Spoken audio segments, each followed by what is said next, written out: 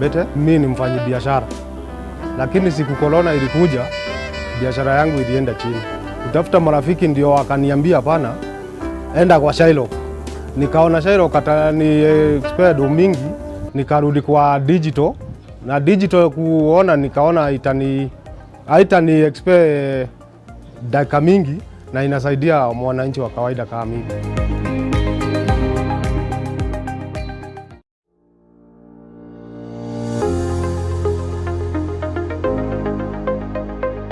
Jina langu ni Peter Mwangi, mimi naishi Mto pande ya Kabete, mimi ni mfanyi biashara.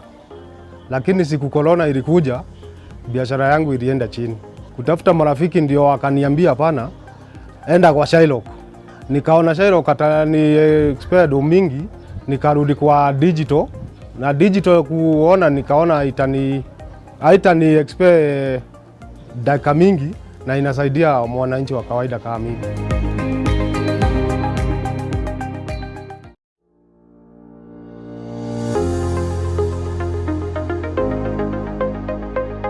Jina langu ni Peter Mwangi, mimi naishi Mto pande ya Kabete, mimi ni mfanyi biashara. Lakini siku corona ilikuja, biashara yangu ilienda chini. Kutafuta marafiki ndio wakaniambia hapana, enda kwa Shylock. Nikaona Shylock atani expert mingi, nikarudi kwa digital.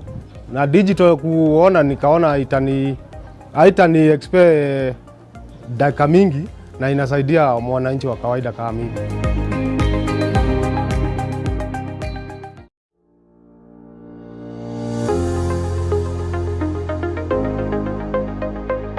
Jina langu ni Peter Mwangi, mimi naishi Mto pande ya Kabete, mimi ni mfanyi biashara. Lakini siku corona ilikuja, biashara yangu ilienda chini. Kutafuta marafiki ndio wakaniambia hapana, enda kwa Shylock. Nikaona Shylock atani expert mingi, nikarudi kwa digital. Na digital kuona nikaona haitani expert dakika mingi na inasaidia mwananchi wa kawaida kama mimi.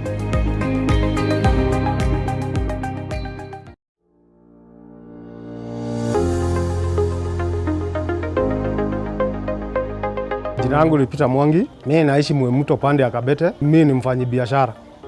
Lakini siku corona ilikuja, biashara yangu ilienda chini. Kutafuta marafiki ndio wakaniambia hapana, enda kwa Shylock.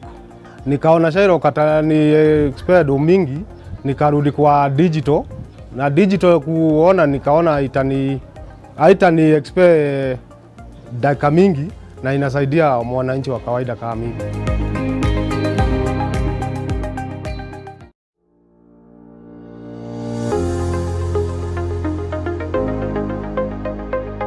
Jina langu ni Peter Mwangi, mimi naishi Mto pande ya Kabete, mimi ni mfanyi biashara. Lakini siku corona ilikuja, biashara yangu ilienda chini. Kutafuta marafiki ndio wakaniambia hapana, enda kwa Shylock.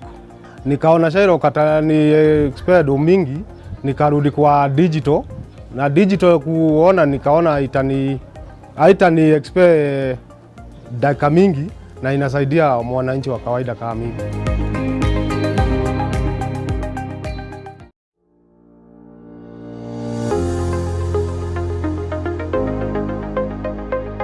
Jina langu ni Peter Mwangi, mimi naishi Mto pande ya Kabete, mimi ni mfanyi biashara.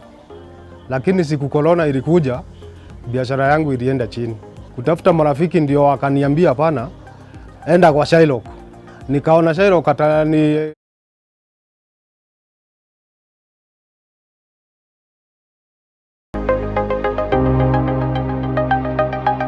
Kwa majina naitwa Catherine Nandako, mimi ni fundi wa hapa Mto. Nafurahia sana kazi yangu ya kushona, maana na experience skills zangu, kwa hivyo nafurahia sana. So kuna wakati nilikuwa na shida, nikahitaji msaada wa pesa, ikawa ni ngumu kufuata marafiki, wananipa ile pesa singeweza, wengine wananiambia watanipa nilipe na faida kubwa. Nikajaribu kwa bank, unahitaji guarantors na labda kupata huyo guarantor ni ngumu. Ndio nikaamua kutafuta hizi za digital kwa simu.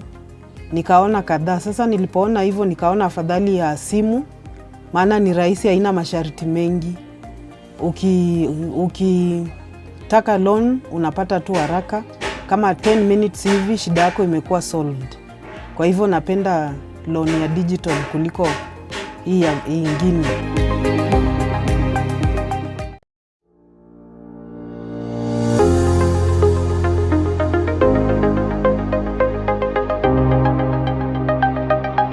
Kwa majina naitwa Catherine Nandako. Mimi ni fundi wa hapa Mwimto. Nafurahia sana kazi yangu ya kushona, maana na experience skills zangu, kwa hivyo nafurahia sana. So kuna wakati nilikuwa na shida, nikahitaji msaada wa pesa, ikawa ni ngumu kufuata marafiki, wananipa ile pesa singeweza, wengine wananiambia watanipa nilipe na faida kubwa.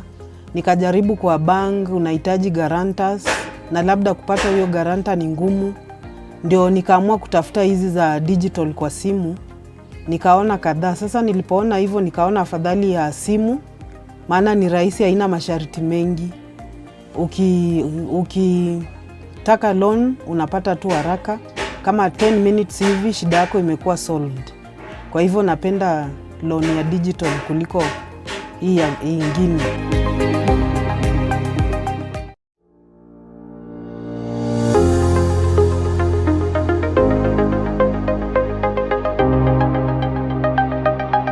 Kwa majina naitwa Catherine Nandako. Mimi ni fundi wa hapa Mwimto.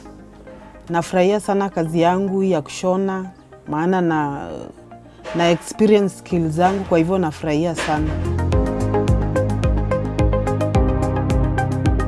So kuna wakati nilikuwa na shida, nikahitaji msaada wa pesa, ikawa ni ngumu kufuata marafiki, wananipa ile pesa singeweza, wengine wananiambia watanipa nilipe na faida kubwa. Nikajaribu kwa bank, unahitaji guarantors, na labda kupata hiyo guarantor ni ngumu. Ndio nikaamua kutafuta hizi za digital kwa simu. Nikaona kadhaa. Sasa nilipoona hivyo nikaona afadhali ya simu, maana ni rahisi, haina masharti mengi. Ukitaka loan unapata tu haraka. Kama 10 minutes hivi shida yako imekuwa solved. Kwa hivyo napenda loan ya digital kuliko hii ingine.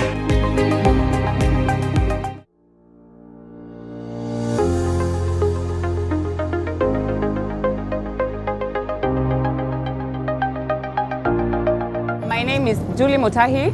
I deal with second-hand clothes. I've been selling clothes for 13 years.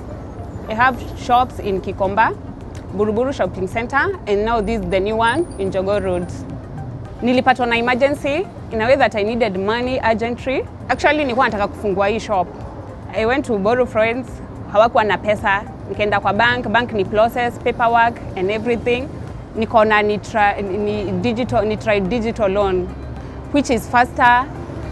Ina take a few minutes. Ka nikaona app kwa phone, ka 10 minutes na ni easier to get money.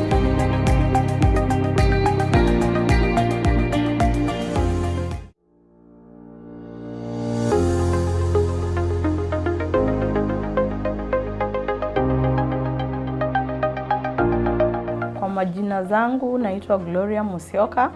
Niko na salon Buruburu, Mesora opposite police station. Nimeirun for 15 years. I'm a beautician and hairdresser. About mambo ya capital, napenda digital other than the old ways of getting money. Kwa sababu, for example, ukipewa pesa na mabeshte ama kwa bank, unaweza pata unakopa beshte pesa, anakuambia maybe nitakupea na akupe na interest ya juu. Ama you are in a fix, unaomba beshte, anakuambia hana pesa. Or else uende kwa bank, zile vitu wanakuitisha ni mingi, paperwork, ukirudisha unarudisha na interest iko juu. Or else ukikwama kidogo wanakama wanakubebea vitu. So mi na prefer digital way of getting money.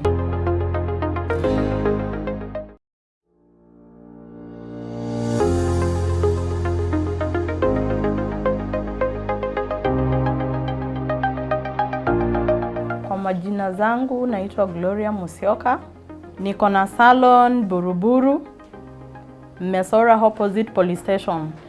Nimeirun for 15 years. I'm a beautician and hairdresser. About mambo ya capital, napenda digital other than the old ways of getting money. Kwa sababu, for example, ukipewa pesa na mabeshte ama kwa bank, unaweza pata unakopa beshte pesa, anakuambia maybe nitakupea na akupe na interest ya juu. Ama you are in a fix, unaomba beshte, anakuambia hana pesa, or else uende kwa bank. Zile vitu wanakuitisha ni mingi, paperwork, ukirudisha unarudisha na interest iko juu, or else ukikwama kidogo wanakama wanakubebea vitu. So mi na prefer digital way of getting money.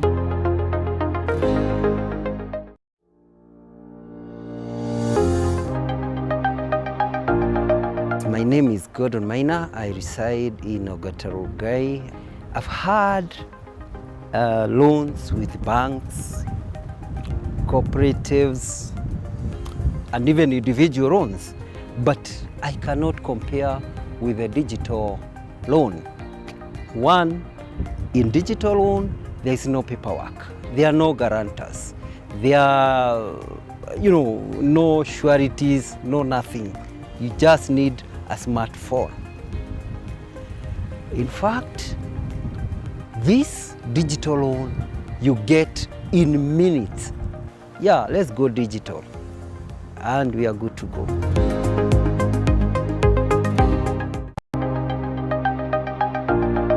My name is Gordon Maina. I reside in Ogatarugai. I've had loans with banks, cooperatives, and even individual loans, but I cannot compare with a digital loan.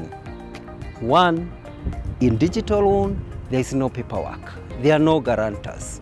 There are, no sureties, no nothing. You just need a smartphone. In fact, this digital loan you get in minutes.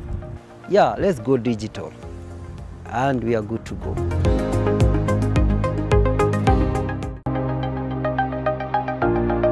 My name is Gordon Maina. I reside in Ogatarugai. I've had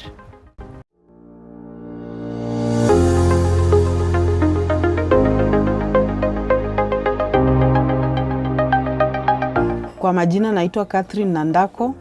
Mimi ni fundi wa hapa Mwimto. Nafurahia sana kazi yangu ya kushona, maana na experience skills zangu, kwa hivyo nafurahia sana. So kuna wakati nilikuwa na shida, nikahitaji msaada wa pesa, ikawa ni ngumu kufuata marafiki, wananipa ile pesa singeweza, wengine wananiambia watanipa nilipe na faida kubwa. Nikajaribu kwa bank, unahitaji guarantors, na labda kupata hiyo guarantor ni ngumu. Ndio nikaamua kutafuta hizi za digital kwa simu. Nikaona kadhaa. Sasa nilipoona hivyo nikaona afadhali ya simu, maana ni rahisi, haina masharti mengi. Ukitaka loan unapata tu haraka, kama 10 minutes hivi shida yako imekuwa solved. Kwa hivyo napenda loan ya digital kuliko hii ingine.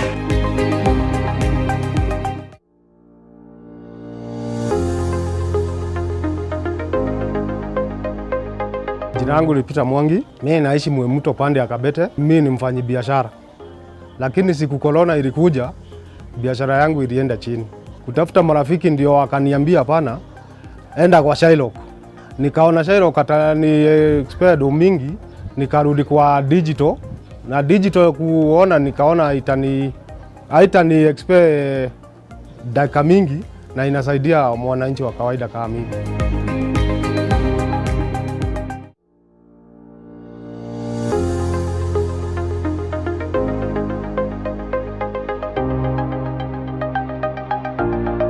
My name is Julie Motahi. I deal with second-hand clothes. I've been selling clothes for 13 years. I have shops in Kikomba, Buruburu Shopping Center, and now this is the new one in Jogoo Road. Nilipatwa na emergency in a way that I needed money urgently. Actually, nilikuwa nataka kufungua hii shop. I went to borrow friends, hawakuwa na pesa, nikaenda kwa bank ni process paperwork and everything. Nikaona ni try digital loan which is faster, ina take a few minutes. Ka nikaona app kwa phone ka 10 minutes na ni easier to get money.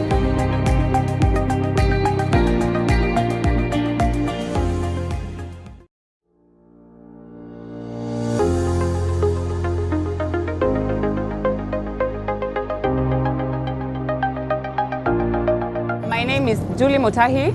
I deal with second-hand clothes. I've been selling clothes for 13 years. I have shops in Kikomba, Buruburu Shopping Center, and now this is the new one in Jogoo Road. Nilipatwa na emergency in a way that I needed money urgently. Actually, nilikuwa nataka kufungua hii shop.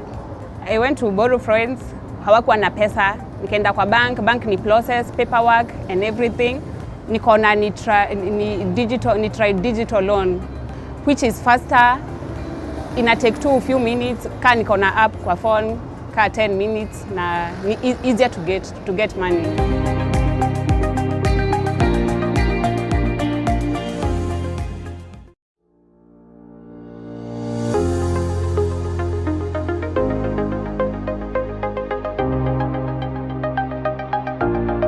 My name is Julie Motahi. I deal with second-hand clothes. I've been selling clothes for 13 years. I have shops in Kikomba, Buruburu Shopping Center, and now this is the new one in Jogoo Road. Nilipatwa na emergency in a way that I needed money urgently. Actually, nilikuwa nataka kufungua hii shop. I went to borrow friends, hawakuwa na pesa. Nikaenda kwa bank ni process paperwork and everything. Nikaona ni try digital loan which is faster, ina take a few minutes. Ka nikaona app kwa phone ka 10 minutes na ni easier to get money.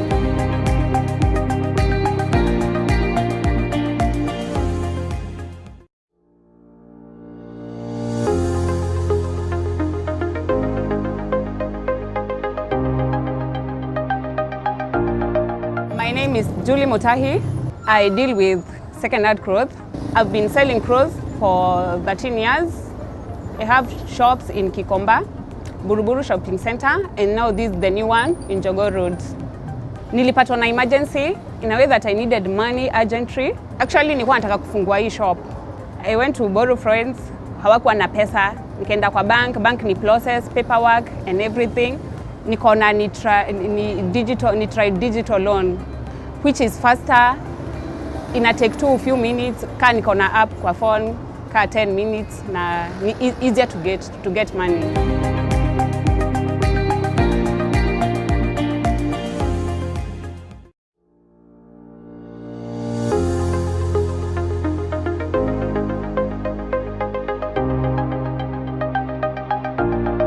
My name is Julie Motahi. I deal with second-hand clothes. I've been selling clothes for 13 years.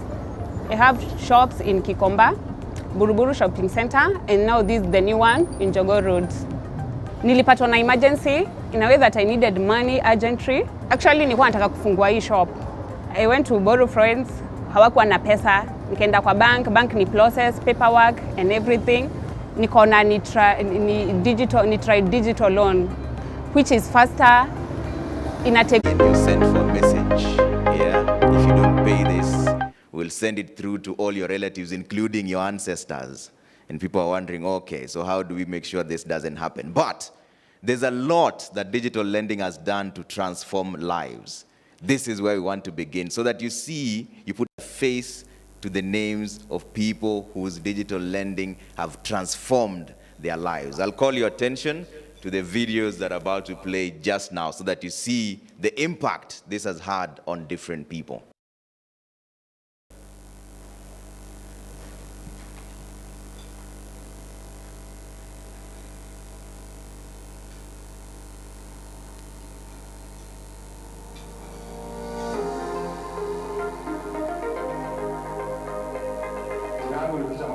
Naishi mto pande ya Kabete, mimi ni mfanyabiashara. Lakini siku corona ilikuja, biashara yangu ilienda chini. Tafuta marafiki ndio wakaniambia bana, enda kwa Shailo. Nikaona Shailo ni spare mingi, nikarudi kwa digital, Na digital kuona nikaona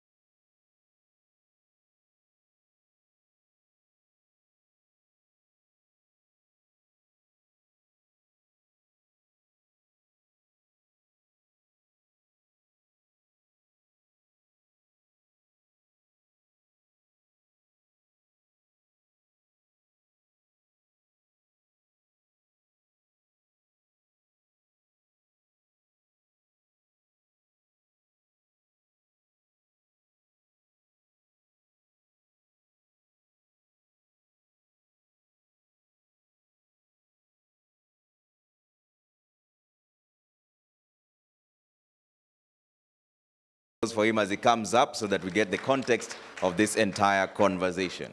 Kevin, thank you so much.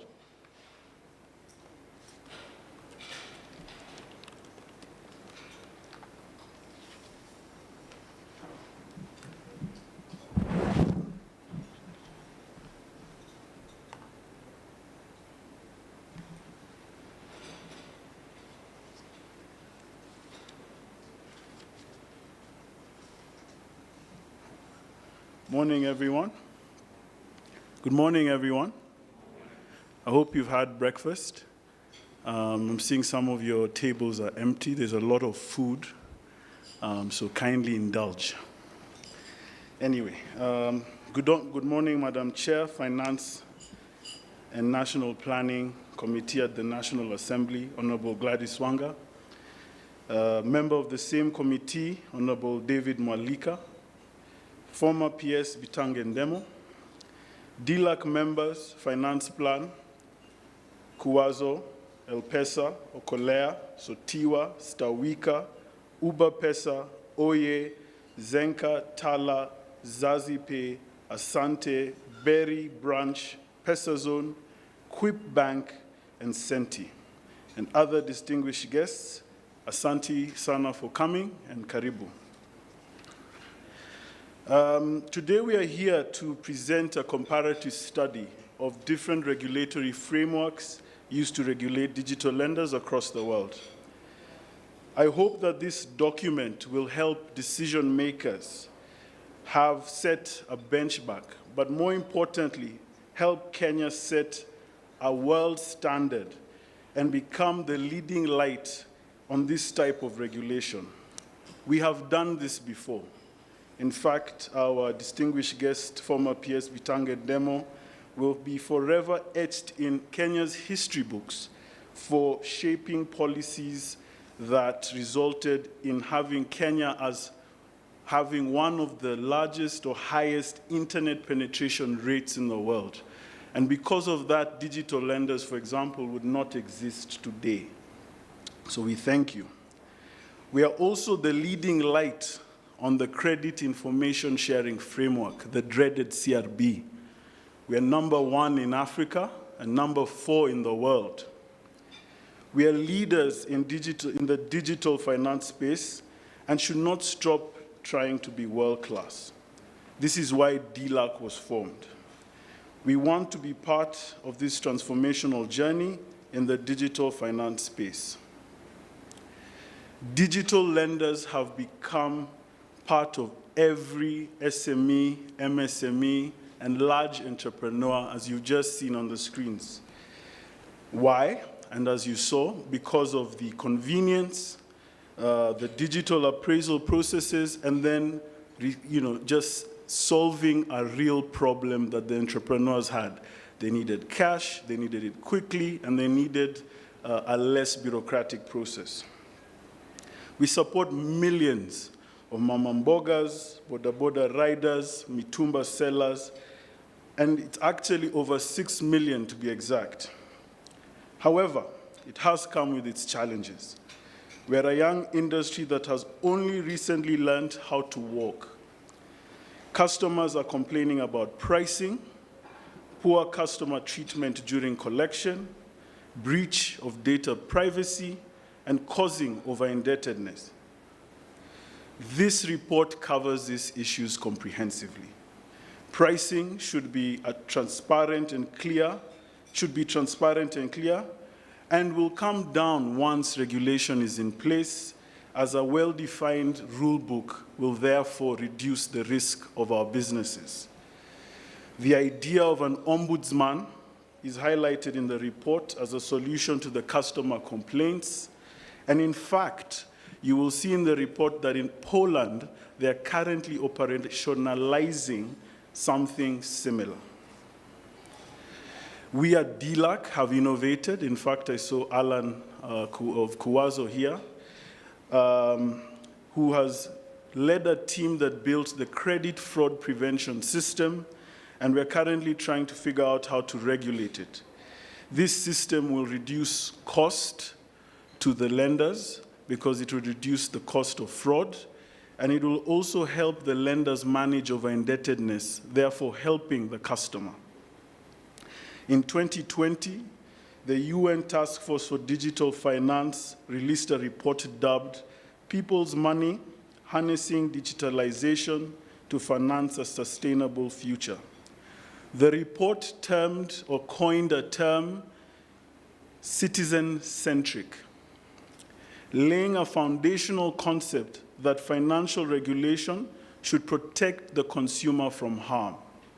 Our goal should be a consumer protection-focused regulatory framework that will also de-risk our business models and spur more innovation and not stifle it.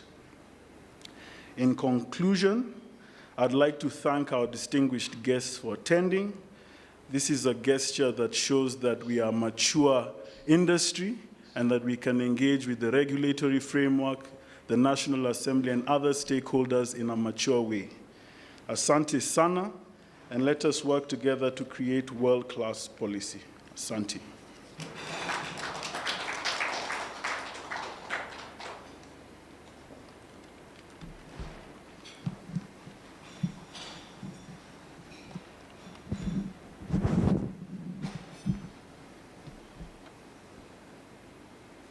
All right, another round of applause for Kevin Mutiso, the chairperson, Digital Lenders Association of Kenya. And that really is the central conversation this morning.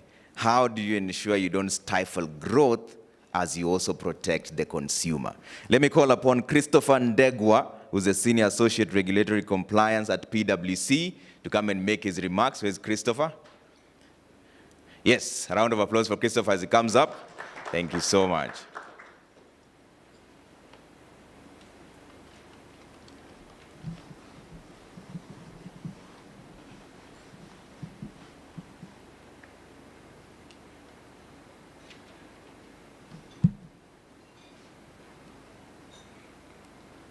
Good morning, everyone.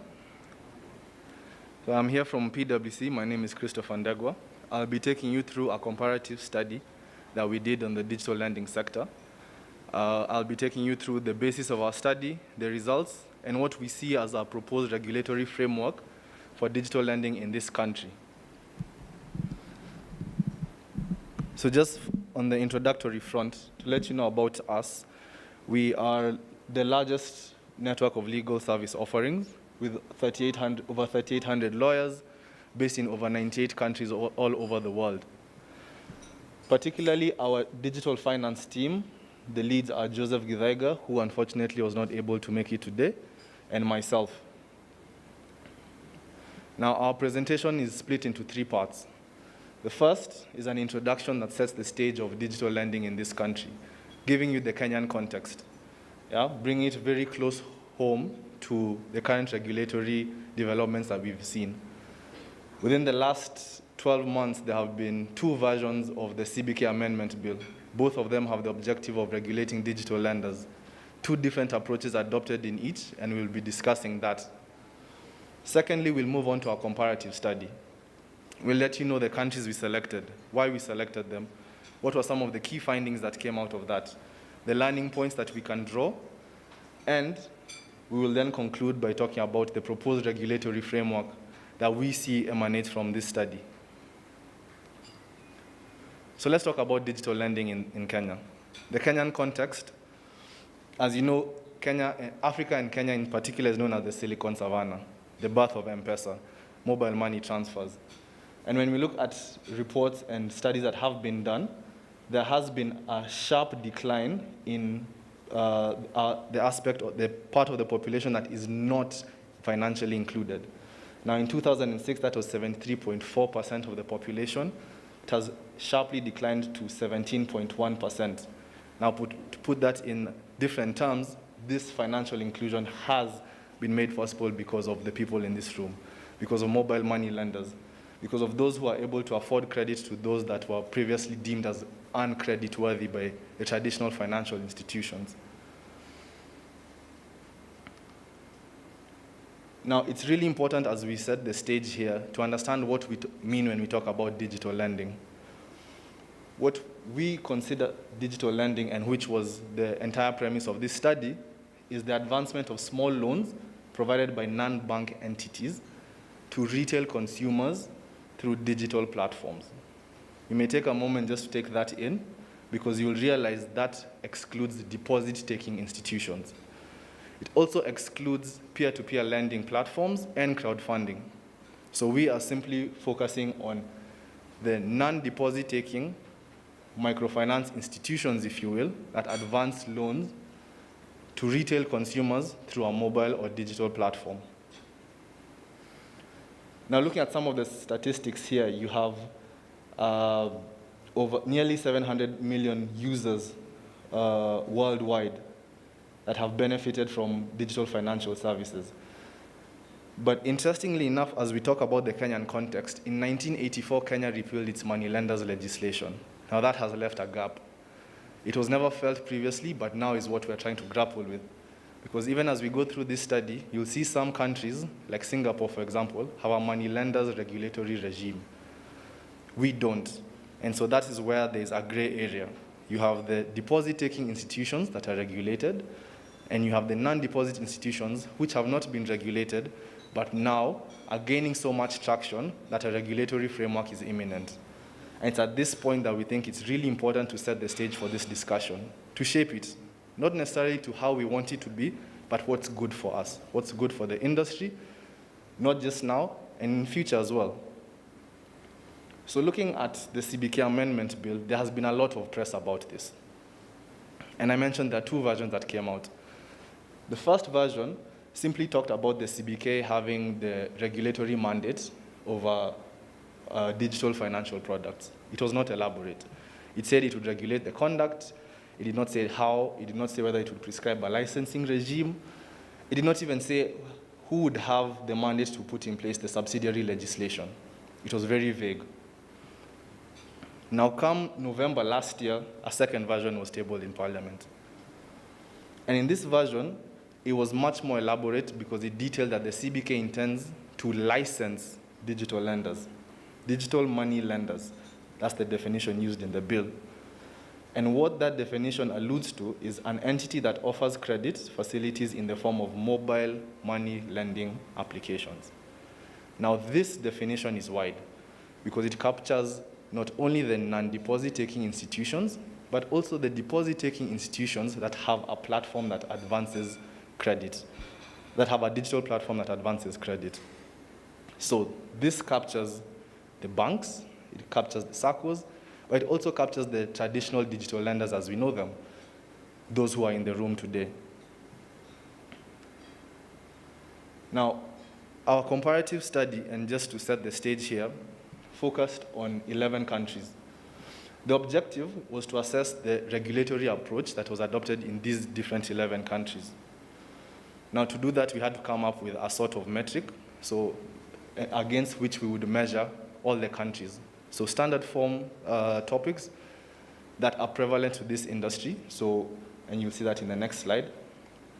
The reason why we selected these countries is because it formed the optimal mix of emerging economies and developed economies as well. There's also an adequate geographical representation, as you have African countries, you have European countries there, You have North America represented through Mexico, and you also have Australia as well. Each of them have similarities, but also some have very stark differences. We will not highlight all of them. We will focus on a few that we'll bring out in the case studies. But before that, I'll just take you through some of the summary of the findings that we had. Before moving on, I'd just like to point out that, again, the study did not focus on peer-to-peer lending, neither did it touch on crowdfunding, because that's not what was relevant to this discussion. I make that comment simply because those are some of the questions that obviously come up at the end of the presentation, because that's a different regulatory regime. Now, this is the metric that we used. We looked at what is the type of regulator.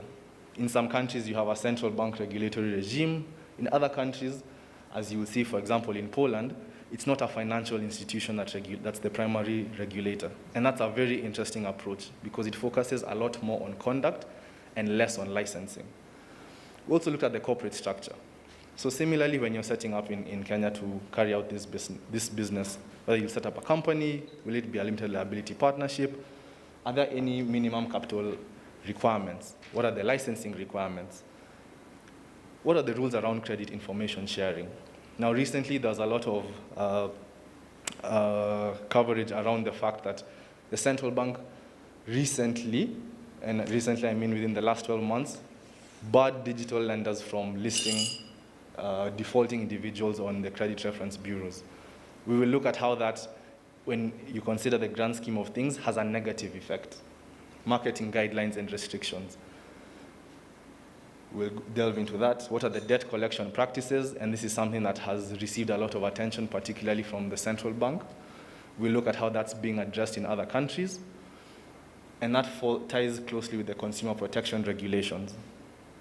Dispute resolution mechanisms, something that's very key but is seldom mentioned. How do we speed up the resolution of disputes in this industry? Do we need to come up with a specialized mechanism? An ombudsman, perhaps, we'll look at that.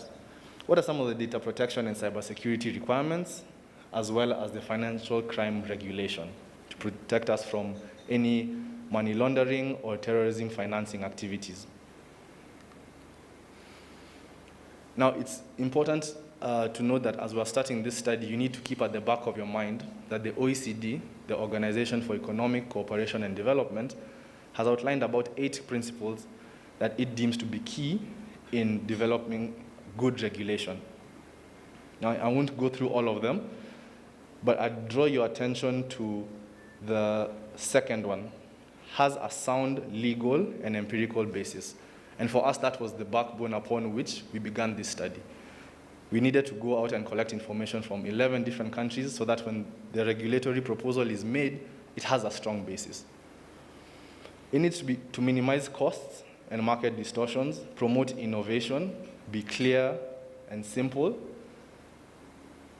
And I'd really want to emphasize on promoting innovation because we'll touch on that as we discuss licensing. So let's look at some of the summaries.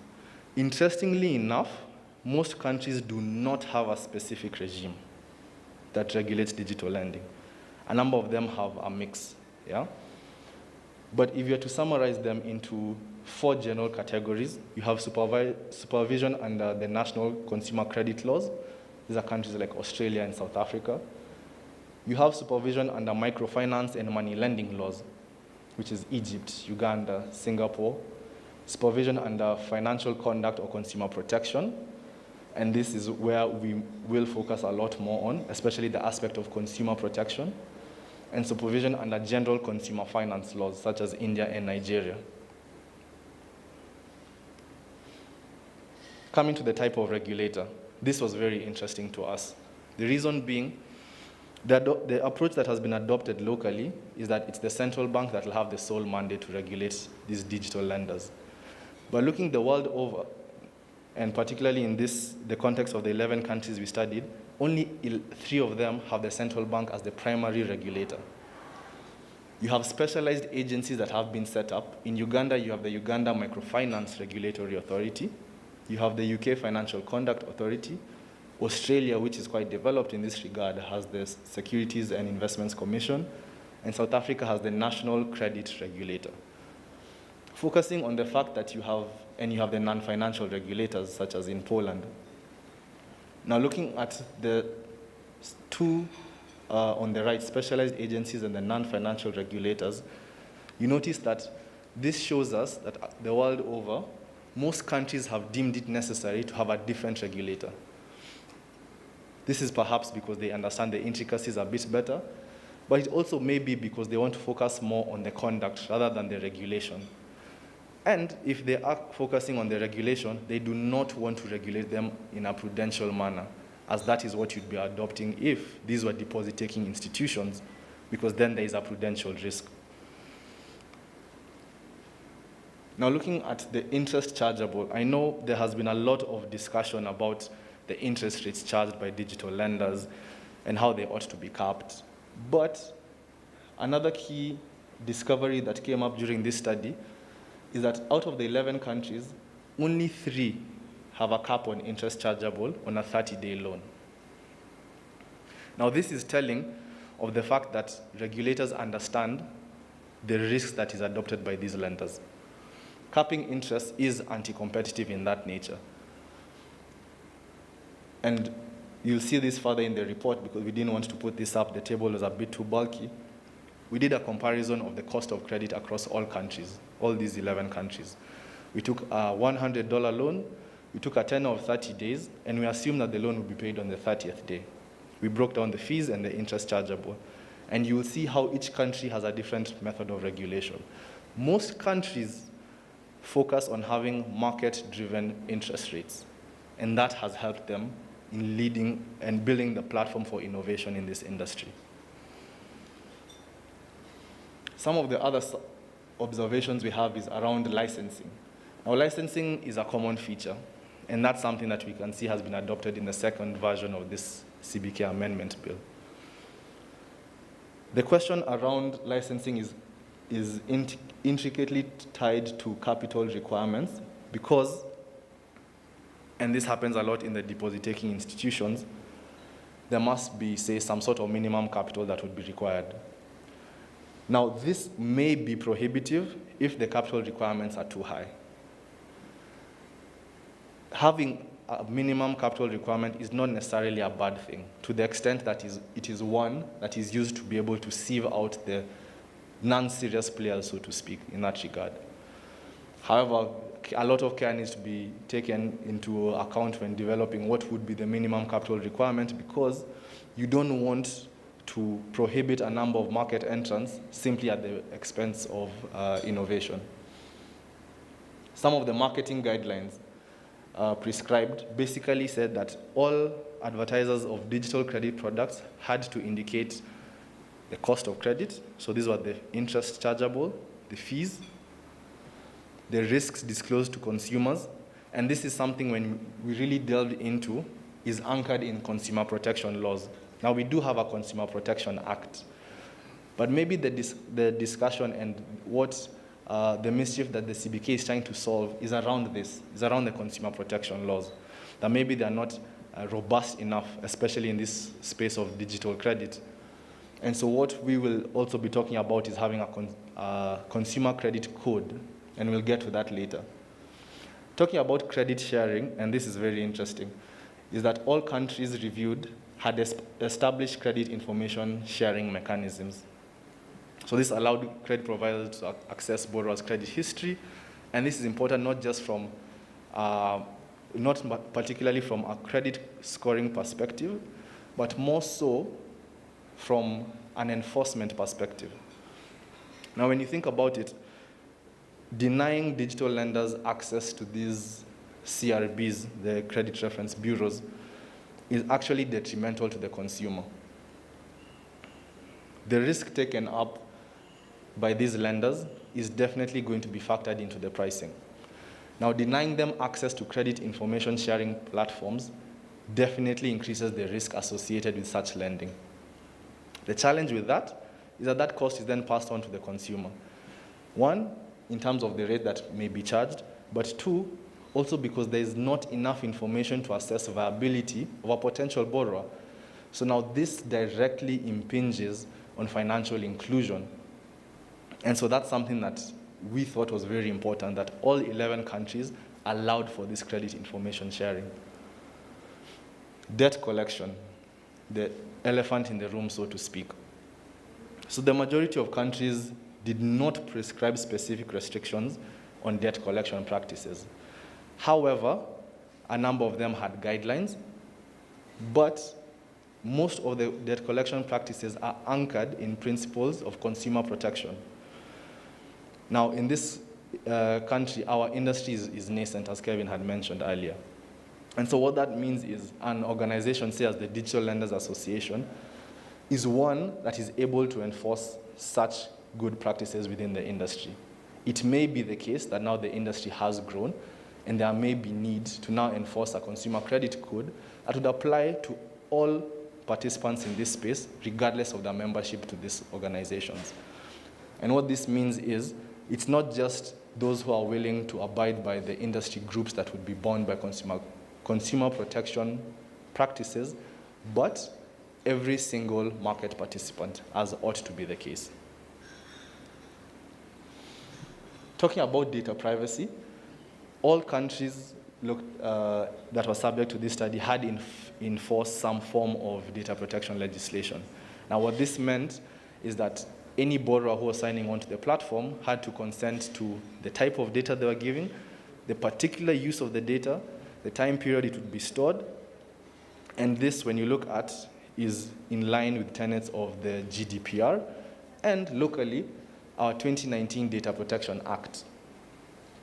This is very important because it was clear to see that all digital lenders, all industries of digital lending across these 11 countries held this as a primary pillar of supporting the industry.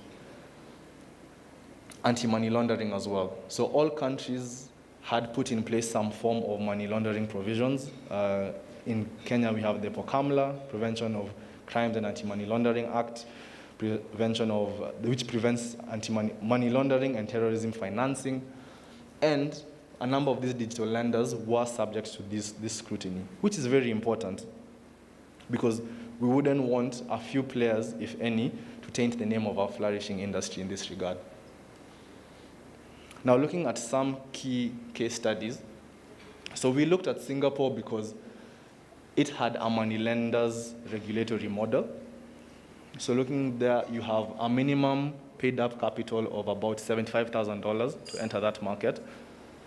You had, this was one of the 3 countries that had a cap on interest, which was 4% per month. And maybe let me just explain what I mean by the induplum rule. So what this means is that at the point of default, the interest and penalties owed cannot exceed twice the value of the principal amount. What this prevents is an indebted borrower spiraling into a circle of debt that they cannot get out of. Again, looking at advertising material, it was very clear that the marketing guidelines prescribed that you must state the business and the name of the lender, the interest rate, and any conditions that the loan may be subject to. This just brings us back to the point of consumer protection, making sure that the borrowers are knowledgeable and adequately informed of the product that they are purchasing. Data privacy. Again, there was a general provision that collection of data would only be done as long as it's lawful and it has been consented to by the data subject. Uganda, our neighbors just across the lake, they have an interesting approach because it's their microfinance authority that regulates digital lending.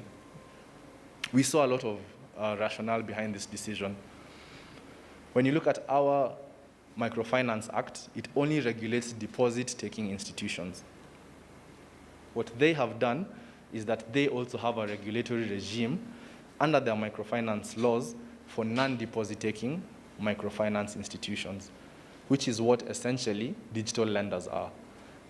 The only difference is that digital lenders have a particular medium through which they disburse loans.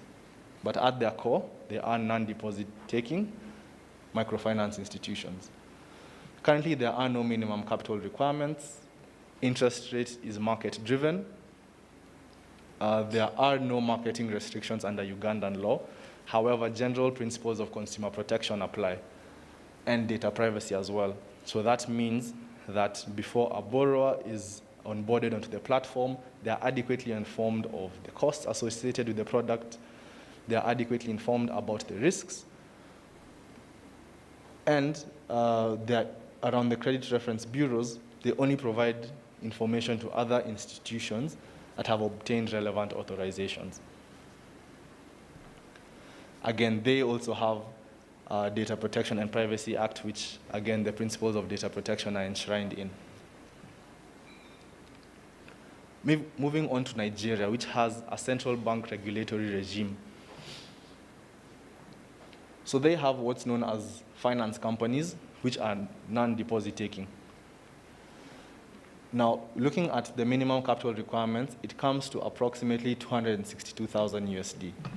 That may be quite high, particularly in this jurisdiction.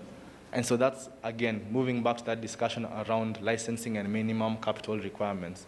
It's important to have them, but they ought not to be prohibitive. Again, the advertisements are required to disclose details of the cost of our products, and including all associated fees. Strong principles of consumer protection, and again, the Nigeria Data Protection Regulations prohibits processing of data without a lawful purpose. Again, this purpose ought to be disclosed at the point of the borrower being onboarded onto the platform or taking the loan. Coming to Poland. Poland was a very interesting country in this regard. For one, they had a very specialized agency that regulated digital lending in their country. It was not a financial regulator. So the Polish Office of Competition and Consumer Protection is the main regulator in that country around digital lending. The minimum capital required to set up such an entity that does disbursements of loans through a digital media is $54,000. Pricing, there are two methods of pricing. What we focused on here is the contractual interest rate cap, which is twice the statutory minimum. Now, since the current statutory minimum at the time of the report was 3.6%, that means that the interest rate cap is at 7.2 contractually. Again, around the advertisements and marketing guidelines, information ought to be shared with the person who is being onboarded as a borrower. Around the interest rate, the total credit amount, the annual percentage rate. Poland, being a member of the GDPR, has strong data protection regulations. And this is a very interesting point. So I want to just focus on the dispute resolution mechanism, and I'll come back to the regulator as well. So on the dispute resolution, they have a public ombudsman, specifically for customers of financial institutions, so banks, non-banks as well, insurance companies. And what this has done for them is it's eased their backlog in traditional litigious institutions. This is beneficial in two ways. One, those other mechanisms of dispute resolution are freed up to handle other disputes. Two, this promotes confidence in this industry because dispute resolution is much faster and it has subject matter experts. Looking at the type of regulator, this was very curious because it shows that they focus more on the conduct, the regulation of conduct, rather than the licensing, and that's adopted by most financial regulators. And so what this means is their main focus is on ensuring that all providers of digital credit conduct themselves in a certain manner, so adhere to a sort of consumer protection code. And this code ought to apply to all credit providers. Now, regardless of whether you are a digital lender, regardless of whether you are a traditional microfinance institution that takes deposits, this code of consumer protection of credit, this consumer credit code ought to apply to you regardless. And that's very interesting because what it does is it promotes innovation because it does not have any barriers to entry, really prohibitive barriers to entry in that regard of licensing, but at the same time solves the issue of consumer protection because then the conduct of the market players is regulated. Now coming to the third part of our presentation, is talking about what we see as a proposed recommended regulatory framework. So having looked at the 11 countries, we think that a model that would work best in this industry is having a consumer credit code. What this means is that you would have a code that would outline the ethical standards, the manners in which players in this industry ought to conduct themselves, and given the trend that we have seen in the 2 versions of the CBK Amendment Bill, this code may be enforced by the central bank. It may provide for registration, but not necessarily licensing. Now, the reason we mention that is because when you look at Poland, it only provided for registration, but not necessarily the licensing bit.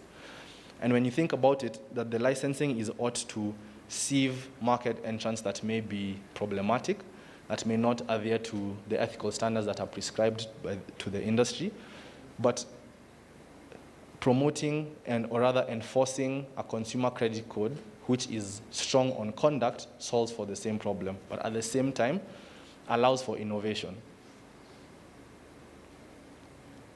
Again, a key point we want to emphasize is there is no need for prudential regulation of digital lenders.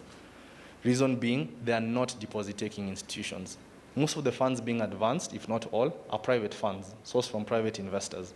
And in that regard, regulating them as prudential institutions is very unfair to them and unfairly prejudicial. There is no prudential risk. They are not taking in the public's money to advance it. They are not deposit-taking institutions. And that's a very key part of this study, and even that ought to be at the back of the mind of legislators and policy drivers.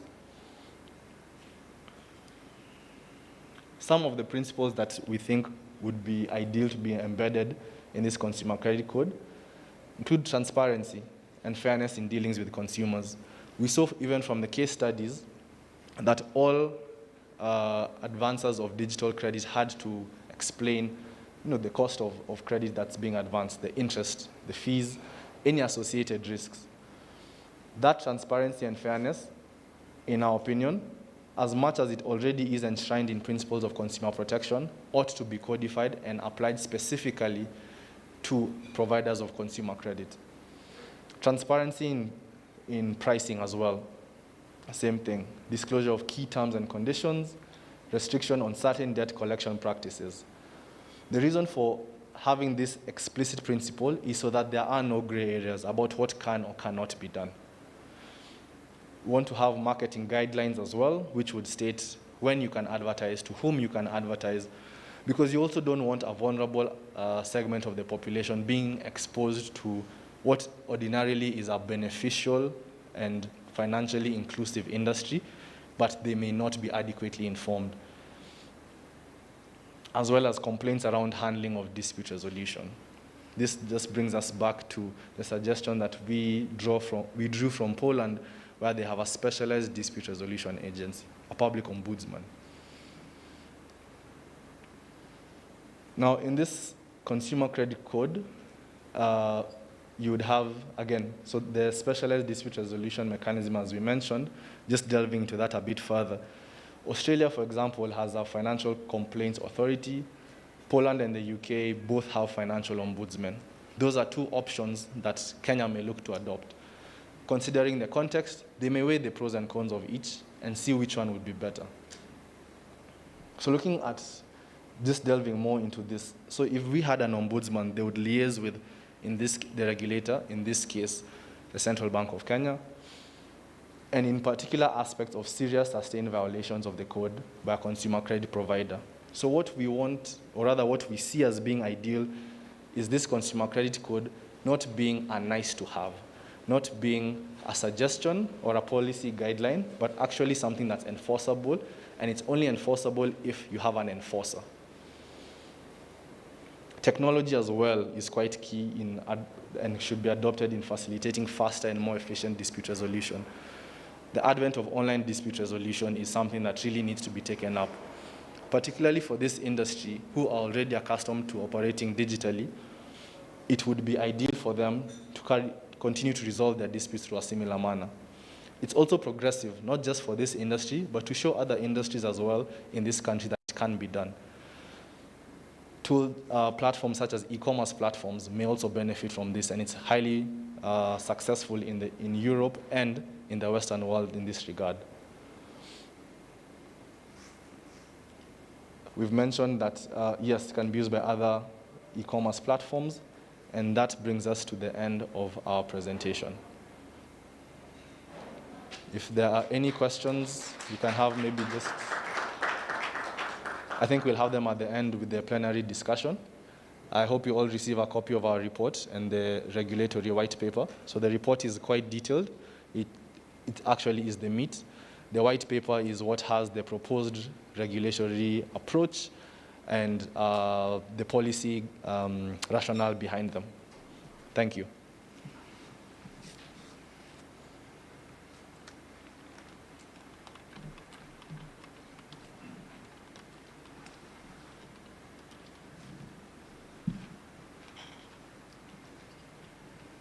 All right, thank you, Chris. Can I get a round of applause for Christopher Ndegwa, Senior Associate Regulatory Compliance, PwC, for that very comprehensive analysis in the report. And now it is my humble duty to invite the chief guest. The protocol was Kevin Mutiso was supposed to do it, but I don't see Kevin. Kevin Mutiso is here. All right, yes, Kevin Mutiso, kindly make your way to the podium. He's the Chairman, Digital Lenders Association of Kenya. We will then invite our chief guest to make her remarks. Kevin.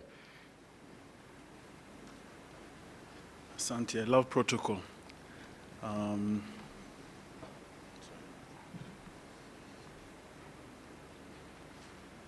Madam Chair, karibu to the podium.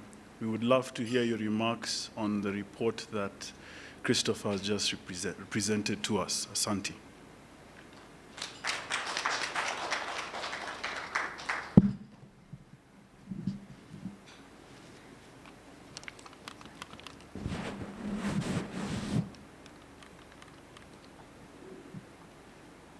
Thank you, distinguished guests, ladies and gentlemen. Habari ya asubuhi. Asante sana. I'm very, very pleased to be here this morning for the launch of the comparative study on regulation of digital lending. It's been very informative to see what other countries are doing at this time when, as a country, we're also trying to develop our own regulatory framework for digital lending. I'm happy because when we met as a committee of Finance and National Planning last year with the Digital Lenders Association as part of public participation on the bills, the central bank amendment bills that have been referred to in the report that are currently before the committee, we were in agreement on two basic issues. That one, we want to encourage innovation in the fintech sector, but at the same time, we were all in agreement on the need for regulation. We were not necessarily in agreement on the how, but we were in agreement that we need some form of regulation. And I'm happy that the report that has been presented here of the comparative study sort of gives us what other jurisdictions are doing and how we can formulate our own regulatory framework in a way that is not in isolation, that also fits within what other jurisdictions are doing. We also met other stakeholders during that process of public participation. And I think the challenges facing the sector have been highlighted here by both the presenter of the report, PwC, but also the chairman of the Digital Lenders Association, the things that concern us as legislators, and some of the issues that the other stakeholders also raised. And you have articulated them very well, in which case we are all on the same page as far as what the problems are, and that we need to resolve them. The issues of over-indebtedness of our population, the issues of data protection. We were having discussions with people who said that, you know, when my brother takes a a loan, I receive a message, that he took a loan, and maybe, or the boss receives a message, and that kind of thing. The issue of CRB listings and so on was a very big issue that was discussed, and generally the consumer protection issues, the issues of pricing. Do we know what the prices are? I mean, I told you the day when you came to the committee that even including ourselves, we are beneficiaries of digital lending. When I have to send money to a funeral but I don't have enough, I will borrow here, and send there and so on. So we are all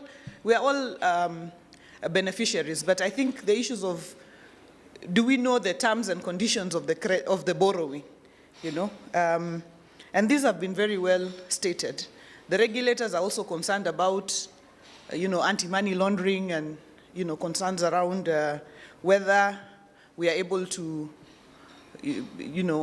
align to the POCAMLA, our POCAMLA Act. So you're probably aware that we have two bills, and it has been highlighted here. We have two bills before us, two central bank amendment bills. One was by the late Honorable Oro Oyoka, and in his honor, the Committee of Finance is republishing that bill and taking it up as a committee bill that will now be moved by myself on behalf of the committee, because we didn't want the bill to die just because the mover had passed on, because he was very passionate about the issues in the bill. So we will be republishing that bill. So it will be the Central Bank Amendment Bill of 2021. So we are going to be beginning the process of public participation afresh. And I'm happy that this has come at this time, so that it's part of the process of public participation, part of the process of listening to what other jurisdictions have in the process. We also have the other bill by Honorable Gideon Keter, and the efforts we will be making is to have conversations with Honorable Keter so that we have just one bill that carries everything, rather than trying to work on the two bills, so that we carry out public participation on that just one single bill that will now be carried by the committee.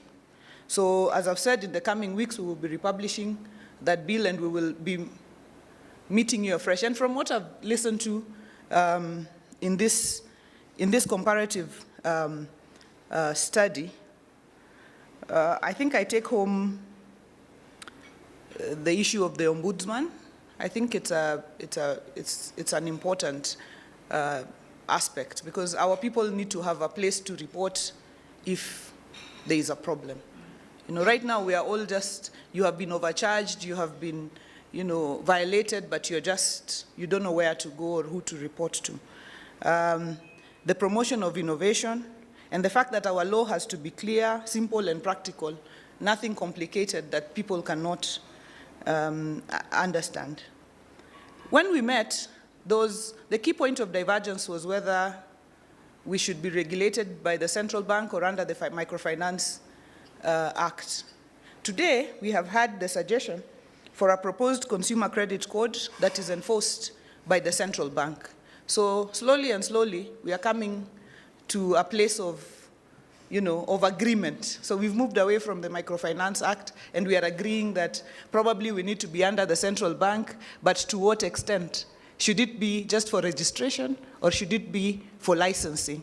I think the biggest fear was that if a digital lender has to wait 6 months and meet so many conditions to get licensed, in order to operate, then people probably will just run away and say, we don't want to deal with this. So I think those are some of the areas that we'll be looking at how to come together. And the other point that has been raised is, the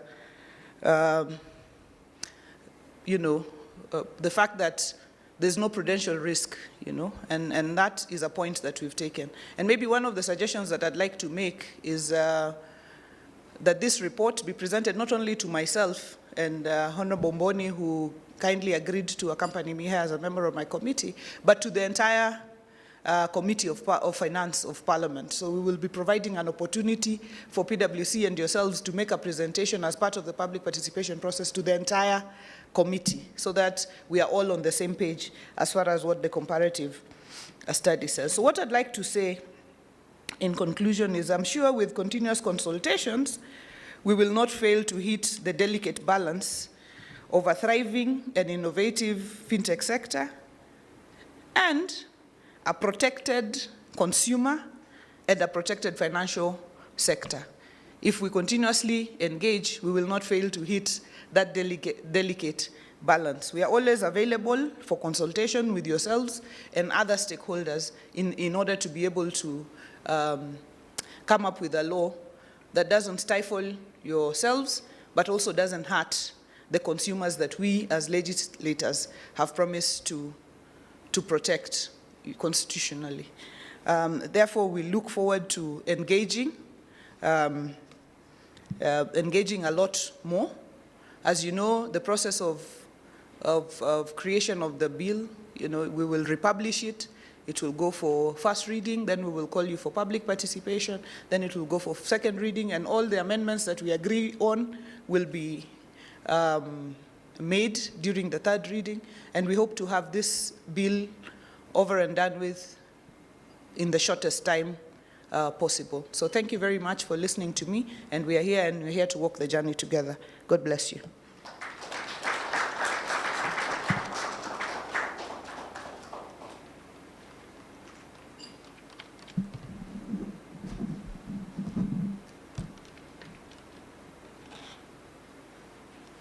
Thank you so much, Chief Guest. Another round of applause for Honorable Gladys Wanga. Thank you very, very much.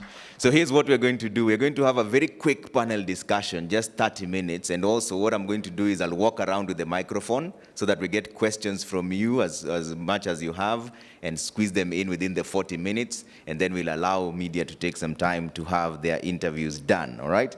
So on the panel, I'd like to call upon David Cracknell, who's the CEO, First Principles Consulting. Thank you so much as he makes his way up to the panel. I'd also like to call upon Honorable Gladys Wanga, who's a woman rep for me, Homa Bay. I know she's just spoken right now. This is just an open discussion. It will be very quick, just 30 minutes. Also to come and take the podium as well up here on the panel session. We'll have this discussion only 30 minutes, and then I'll allow you to ask all the questions you may have. Number 3 on the panel will be Professor Bitange Ndemo, former ICT PS. Thank you so much for making your way up to the podium as well. And also number 4, Kevin Mutiso, Chairperson, Digital Lenders Association of Kenya. Also make your way to the panel. There are microphones. Each and every chair has a microphone there. You'll pick your own microphone and ensure you keep that with you. Kevin Mutiso, Chairperson, Digital Lenders Association of Kenya. And also joining us online, plus the many people are joining us online, Oscar Njuguna, Senior Policy Advisor, FSD, will also be joining us here. So like I mentioned earlier on, what I'll do is I'll leave with this microphone and come to the lower side so that if you have any questions, all you need to do is raise your hand and we'll begin just right about now. And Professor, I'll start with you. There's a presentation has been done already. Under which form can we draw a balance whereby we are not stifling growth of the digital lenders and also protecting consumers at the same time? Where do we draw this balance, Prof? Usually, in a free market economy, you shouldn't draw the line because the market would adjust itself. I'll give you a very basic example. If today I'm selling bananas here alone, my margins will be as high as possible. But 3-4 days down the road, there were 20 of us, we would adjust the pricing. But the trouble with our financial sector is that just as when the market is adjusting, we bring in, either from policy, some issues that add cost. For example, in my travels abroad, I've asked randomly if anybody understands what AML is. That is US, Europe. Very few people understand because those who try to find about this anti-money laundering are security agencies. But here, we have made it so expensive that lending 1,000 shillings, someone is asking whether it's financing terrorism.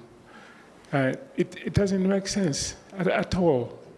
I think we should stop and leave the security agencies to see what is anti-money laundering. The cost of implementing that is what, again, that causes.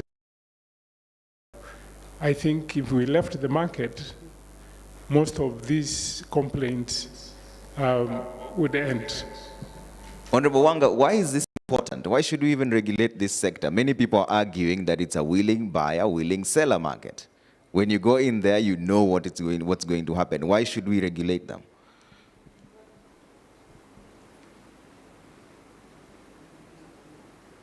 From where I sit, regulation is important from the perspective that we have a vulnerable consumer.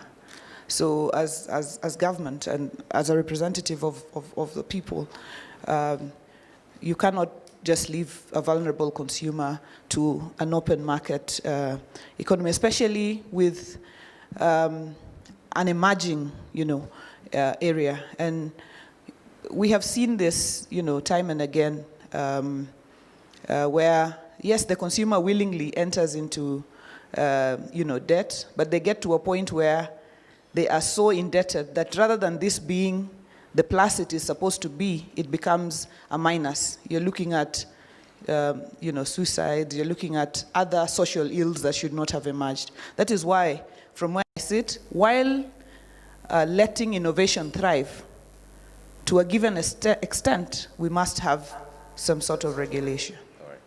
David, what are your thoughts on this? Where should we draw that line? Well, the older I get, the more I realize the less I know. And that's because of the pace of change. And it's very much the case in financial technology. And this means that we need to be guided by principle. What are we trying to achieve? And we also need to be thinking about the consumer, because we need to begin to redress the balance between the buyer, if you like, the consumer, and the institutions providing that service, which is why consumer protection is important, but it's also why financial conduct as the broader picture is perhaps even more important. And that means we need to have structures for people to complain to and for redress to be made. So whilst the free market should exist, absolutely, we also need to put constraints and structures around that so that this balance can be maintained, and also so that as we move forward, we're guided by principle rather than by rules. Because rules are, if you like, permanent. They're our guide. So it should be a principle that there is transparency. Principles are things that everybody within the system, including the consumer, understands. Because that's the way to begin to redress this asymmetry between the provider of the service and the consumers of the service. Have these principles applied. And that's really how we can move forward in this ever-shifting world of digital finance. And because things are changing so rapidly. All right. Kevin, where is the space for self-regulation? As the Digital Lenders Association of Kenya, can't you just self-regulate? Well, as both Honorable Wanga has said and Bitangi have said, is the market at some point matures to a point where we are impacting several people. In 2016, for example, we barely had 500,000 customers. We were only about 20 lenders in the market. Fast forward to 2020, we are actually serving over 6 million customers. We have over 100 digital lenders. Some are in the market to take advantage of the consumer, as we've had, through various techniques. And so we've gotten to that point where self-regulation needs to now move into body that regulates the whole industry because we are getting into a mature phase. All right, let's bring in Oscar Njuguna, who's joining us on Zoom. Oscar, if you can hear me, I'd like to hear your views on this conversation, on where we draw the line between stifling growth and also having a consumer-centric driven policy. Oscar? All right, the challenges of technology, like we mentioned, as soon as we have Oscar, we'll bring him in. But Honorable David Mwalika is here, he's a member of Finance and National member for Kitui Rural Constituency. I'd like to hear your views on this conversation. And now also, as I recognize your presence here, just keep your mask on because we'll share my microphone with you, but I'll hold it for you. Where do we draw this line? I think one thing we need to understand and appreciate is that this sector is a new sector which needs to be nurtured so that it can support economic growth. But having looked at briefly looked at the study, current study, I think first of all the study should have brought issues of the Kenya position in terms of the issues which we are looking at. For example, we are looking at the interest rates and the costs of doing of renting, because those are the issues which people are looking at. How are you? What are you? What is the interest rate? I mean, everybody knows that when you get the loan from digital lending, that money is not really broken down in terms of the principal and interest rate and those kind of things. And of course, the debt collection mechanism, should have them in this study. Secondly, the study did comparison on around 11 countries on legislatively. And you see some of those countries, the central bank is coming in, specialist agency and non-financial regulator. But looking at the study, it's not really saying what these bodies are doing in terms of legislation. And I think the study should come out very clearly on those kind of things.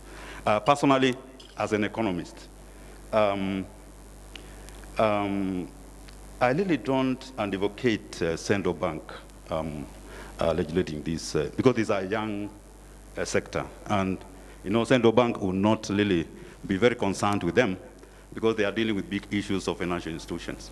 So to me, a specialized agency which should be looking at this sector in detail will be very ideal for this country. Thank you. Thank you. Let me bring in Duncan Motanya, is the CEO of Zenka, just to hear his remarks. Duncan, what do you think is the solution going forward? Because we seem to be agreeing on certain things, that regulation is important, but at what point does it now stifle growth? Thank you so much. I think the most important thing is striking a balance. As you have heard from most of course, the chief guests and some of the panelists, striking a balance between not stifling the industry and at the same time protecting the consumers, I think is the most important thing we need to achieve. PS, what is the best policy for data protection? You've been in the ICT industry. We see a situation where, like Honorable Wanga was mentioning, if I borrow today, my boss then knows I borrowed and I'm defaulting. My sister, including people who I was trying to impress with the money that I borrowed, now know it was a loan. Where do we draw the line and ensure that cyber protection and data policy that is put in place works for the consumer? If you look at the current data protection law, the moment I take your data and I give it to your boss, that's a breach of privacy. I mean, your data is your data, and you're supposed to give permission for that data to be accessed by somebody else. That's why the whole issue of the fourth industrial revolution coming in, that blockchain can actually enable that you give permission that Honorable Wanga can actually access your information. The trouble, and I go back to what he has said, are the principles. In this country, we are not talking about the principles of recovery. How do we recover if somebody has refused to pay? We should find a humane way of getting that money. Then we used to have the credit reference, which was going to help us in terms of borrower behavior, that if your name appears there, most people would not want their name to appear there. And what did the central bank do? They removed that, because as much as you want the lender to behave, and you need also the customer to behave, at some point they would understand that this is happening. What we are doing right now with OECD around AI, we are looking at the principles under which it would work. The reference that was made here on lending, the principles comes from OECD. We ourselves, we are not discussing principles. We are reacting to the situations. So we must stop reacting and predicting what would happen. Then government said, here is a sandbox. Yeah? Here is a legal sandbox, and see the behavior of the consumer, we see the behavior of the lender, then we can come with the legislation. Now we are coming with the legislation, and then asking, let's find a balance. You can't find a balance if you didn't have principles. Honorable Wanga, you're the one who brought this up, because then the issue would be, some people argue that by the time I'm going to take that loan, I already know if I default, they're going to contact the people on my contact list. How then do I come back and blame them for doing what they already told me they would do if I default? Okay, so let me comment on two issues. One is the issue of the principles, and I want to agree that we must have the basic principles on which we are dealing, and I've seen that even the report in suggesting the Consumer Protection Code, there are certain principles that have been listed. But as a country, when issues are made like there are suggestions or there are principles, we are not very good at adhering. We only adhere if it is a rule. Because if you just say, let us operate under these principles, I mean, even all of us here, let us operate under the principle, you will see that very many people will not abide. But when you say that it is a system of education. Yeah, when you say that it is a rule, if you remove your mask, Trevor, there will be a fine of 500. Then you see everybody will have their mask on. So just the way we have our system of education, as Prof is saying, the way we have been brought up, we are not, very good at abiding with general suggestions, principles. We are better with regulation, set rules and so on. And then there's the issue of, do consumers understand and what they're getting into? And you've gone to the bank to take a loan, and then there is fine print. There are like 5 pages of fine print. You're told, sign here that you agree. You haven't read any of those things, but because you want a loan, you just sign that you agree, because it is so much and it is deliberately so tiny that you cannot read it. So I think let us agree that we need to communicate what you're getting into properly, so that the consumer understands as part of consumer protection, so that I know that in the event that I default, this information will be given to so and so and so of my contacts in a way that I understand, not in fine print, I signed something but I don't really know what it is that I signed. Let's communicate better.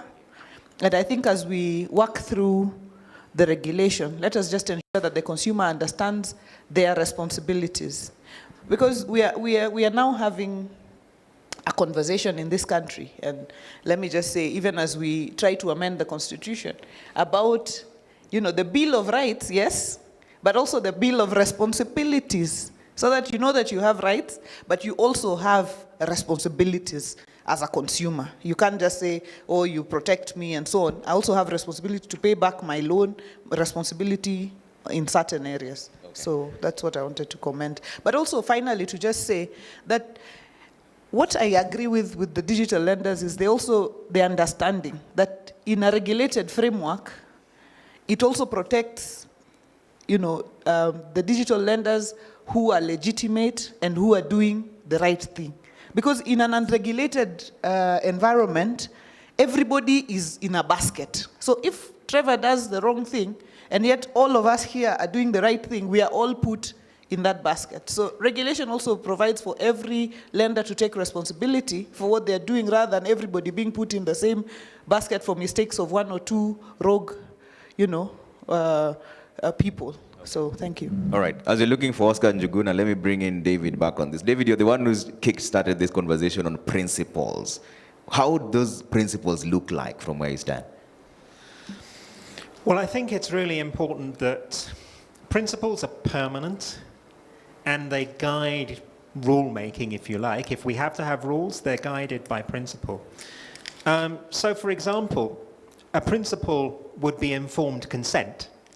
When we sign up for something, we understand what we're signing up for.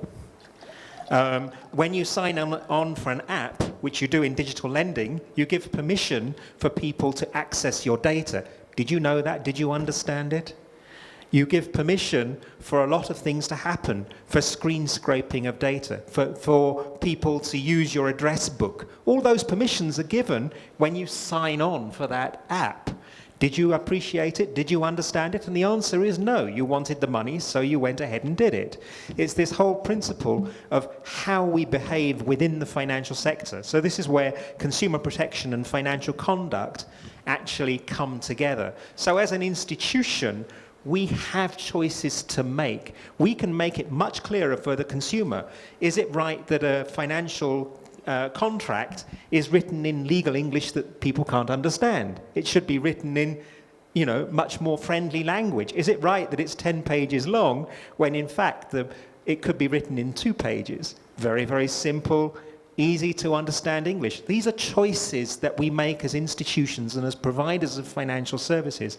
We have to be responsible. And we have to change how things are being done. We have to address the balance between financial institutions and the consumer. This isn't a zero-sum game. We win and the consumer loses. It's a win-win game. If the consumer wins, we win as institutions and as responsible providers. So this is this whole thing about principles. So it's about transparency. It's about redress. Do we have the right mechanisms for this to happen? If we don't have the right mechanisms for this to happen, we need to put those mechanisms in place. It is really simple. All right, Prof, you want to jump in? Actually, in South Africa, it is the law that if you did not read the fine print in the language the customer understands, it won't stand in court. That's what our parliament needs to do, so that I can say nobody read to me what the fine print in the insurance was talking about, or the lender was talking about. So we need to have that in the language that the customer understands, not to say English here where productivity could mean giving more birth to children instead of... Okay, let me bring in Oscar Njuguna, is a senior policy advisor, is joining us on Zoom. Oscar, how would a consumer-centric policy look like from where you stand?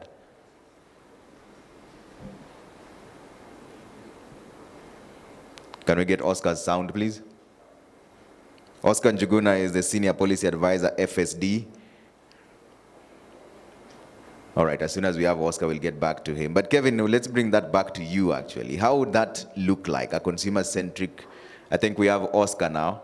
Go ahead, Oscar. Kindly unmute your microphone, and then you can respond to my question.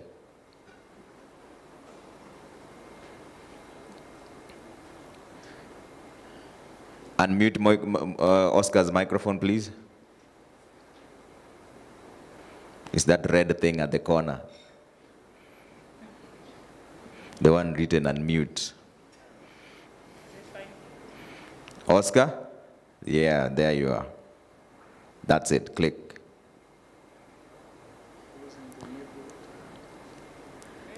Try it now, Oscar.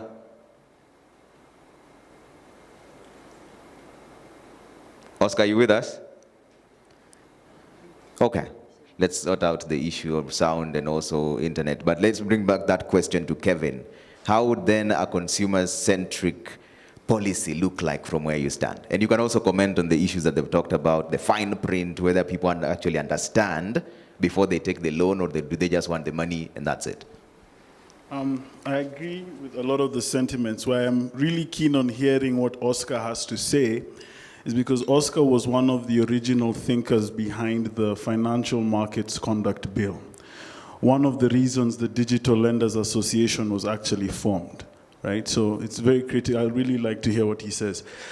Now, from our point of view, what we do, we provide products that the consumer needs that solves problems. And so for us, what we need to focus on is once the consumer has understood what the product does and what the utility the product has to them, right? The next phase is that the customer must also understand the consequence.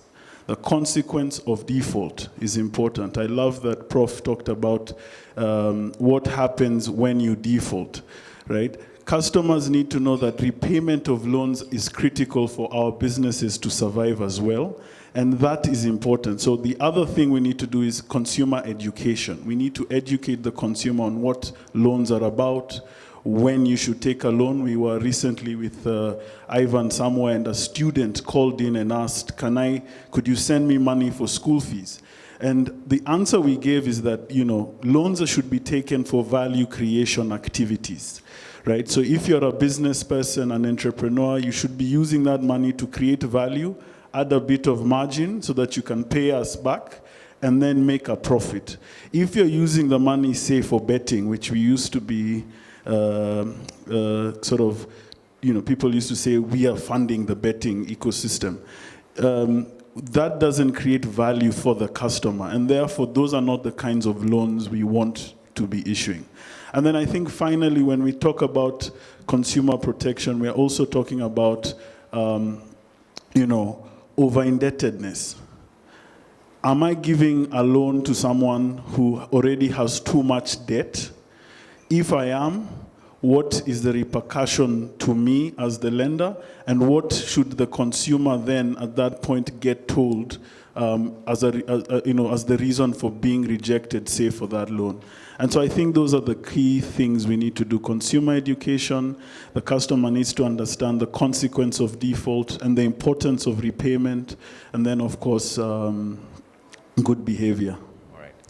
Prof, what would be the best way of dispute resolution or even debt collection? Because banks have the financial muscle to come and take your car or your house. What would digital lenders do? Well, the future is very bright for digital lenders in the sense that artificial intelligence is going to help with respect to predicting the behavior of the consumer. And they will lend you on the basis of your behavior. The trouble with us, we are discussing very small things here.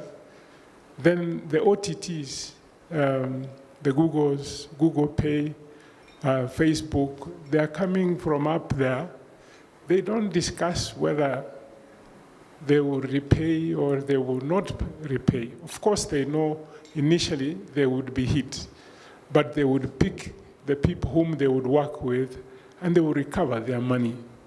That's how the freedom we need to give the digital lenders, meaning that we should not begin to create laws before we understand. We need to create these legal sandboxes and say we would create a regulatory framework, but we need to understand. Every country is doing that.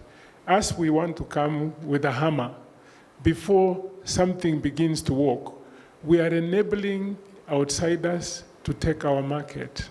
Yeah? Google Pays, Amazons, and they don't even ask for permission. They are not even here with us here, So we need to give room for this to grow so that we can provide the competition that this is the best. We have to agree on the principles of collection, that it must be civil, and you must understand that you can't create distress for somebody who would end up committing suicide. So there are so many ways. Either you ignore it and remove that person from the system forever so that you deal with the people who can use the money for value creation and you begin to build something substantially. That's my response. All right, let me bring back Oscar and Njuguna. Oscar, if you're with us, I'm sure you've had this conversation so far. We'd like to hear your thoughts on where to draw the balance. Oscar? I can hear you very well. I don't know if you can hear me. Yes, we are clear. Go ahead. You're muted on your end. But you can hear me. Right? I can hear you now. All right. Go ahead. Can you hear me? Yes, you're clear, Oscar. Just let us know where you draw the balance and your thoughts in terms of how we make sure we are not stifling growth and also protecting the consumer. Hello. Oscar? Good morning. Good morning, Oscar. Good morning. Can you hear me now? Wait, so it looks like you can hear me? Yes, we can. Go ahead with your remarks. Fantastic. Apologies for that. I had to change devices and I'm not sure whether the challenges are on my end. It is okay. You're clear now. Okay, great. So maybe what I'll try to do is just to give you my views about the question that was really being discussed at that particular point on the consumer-centric elements. And I think that based on what Kevin was saying, and we can go back and have a bit of an introduction in terms of the work that I've been doing, but what Kevin was saying, just following on from that, we talked about education, consumer education, and the rights and responsibilities. I think what would be really helpful would be to have a more consultative process in terms of the development of the regulations and the rules that will emanate from this. Because what tends to happen is that the sort of starting point tends to be a legislative framework that is thrust upon the industry. And that, I think, could have some unintended consequences. So what would be helpful would be a sort of consultative process where we can get the views of the various stakeholders in order to shape a product and a regulatory framework that's conducive and that does the things that Pitangi and Demo had mentioned, which is ensuring that we stay on top of innovation, we're able to continue to innovate. And at the same time, also what Mheshimiwa Wanga was talking about in terms of protecting the consumers. So that balance, I think it needs the input of the industry as much as the regulators as well. So let me just pause on that if I can, and then continue further later. Oscar, I think you should actually continue because I'm not sure we'll get to you after this. Just go ahead and talk to us about that drawing of the balance and ensuring. We were talking about consumers being informed in terms of what they're getting into. Are we simply using a hammer here to kill a mosquito? Because it's an open market, willing buyer, willing seller. Yes, and look, and I think that there's good reason to say that. Anyone, any business has a sort of principle where it's selling you a car or a TV or whatever it is. You know what you're buying and you know what you're taking away. But ultimately, what we're talking about is a system that will enable consumers to have some recourse. So you know what you're buying and you know what is being sold to you. But what happens if that is not what is sold to you? What's the mechanism by which you can then go back and address it? So I think one of the key things that is needed is a complaints framework that is easily accessible for everybody, not just Nairobi, but other parts of the country, etc. So somebody where there's a problem, a mis-selling of a loan, then they can then say, okay, I can quickly raise this issue and go back to whoever it is, the seller or a particular ombudsman, and they can quickly resolve this issue. That is a common.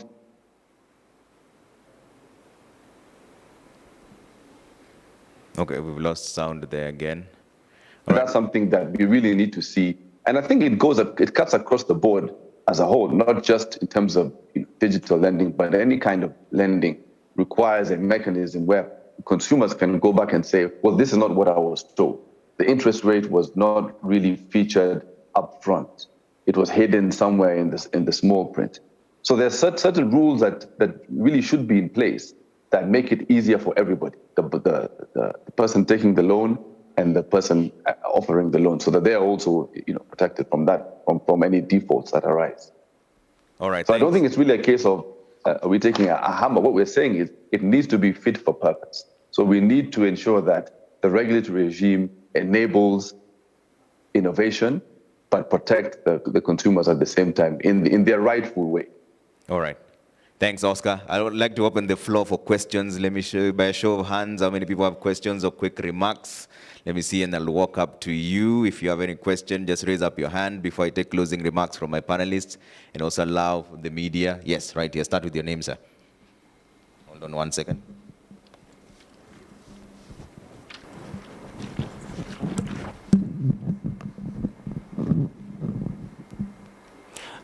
Thank you. My name is Nicholas Kaburu, not from the digital lenders, but more of a sister, whereby we do kind of outsourcing in terms of debt collections.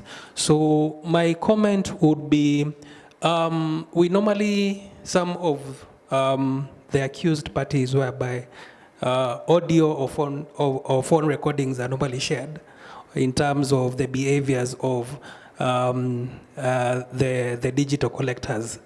So in terms, it's also a good conversation to have in terms of inclusivity for partners, for digital lenders, in terms of coming up with better ways and various collection mechanisms which can be adopted in terms of the consumer, so that we not harsh on them, and at the end of the day, we ensure collections is done back.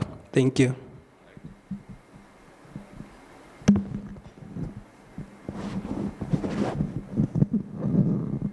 Thank you. By a show of hands, are there any other questions, comments, remarks?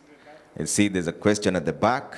I'll walk up right to you. Just start with your name, and if you have a comment or question, just go right ahead.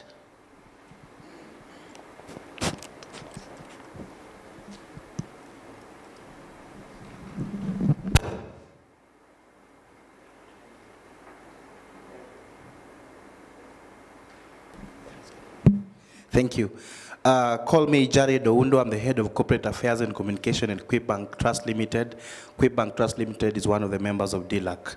So as Bank, basically what we are saying is that we support the regulations of the industry, and we can say that regulations means the industry has become of age, and we support it. We as Bank Trust Limited, as members of DLAK, we can't wait to see the digital lending bill goes through. And digital lenders have a special role to play in the economy, supporting citizens without giving them tough conditions and shaming them, except a few who are practicing the un-African and uncouth, unethical, and what you can call a constitutional way of collecting. So you realize that most members of DLAK have, over the years, practiced, they don't really collect their debts in a very unscrupulous way or forceful way of shaming. You have seen the others, in one way or the other, they send texts to your contacts, but you realize members of DLAK don't do that. So what you are saying, let's support young people. Perhaps I'll challenge you to increase the amounts the young people can borrow, and perhaps most of the time, when a young person wants to do business and we say the limit is only 3,000 shillings, it becomes a little bit hard. And as you heard my able governor, Gladys Wanga, the incoming governor of Homa Bay, what she said is that some of the time you're given tough conditions, you're given 5 pages to sign. Your Excellency, the governor, by the time you become a governor in the next election, one of the things you ask the banks in Homa Bay to support the young people without not asking them guarantors.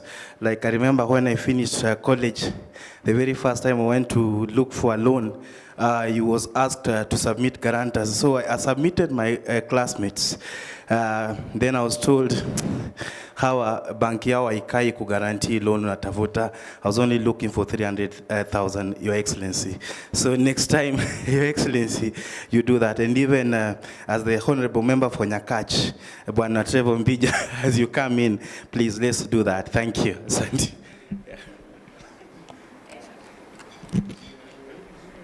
Well, okay. Now, I will not even comment about the titles. Any other questions or remarks? Before I take final remarks here, yes, go ahead.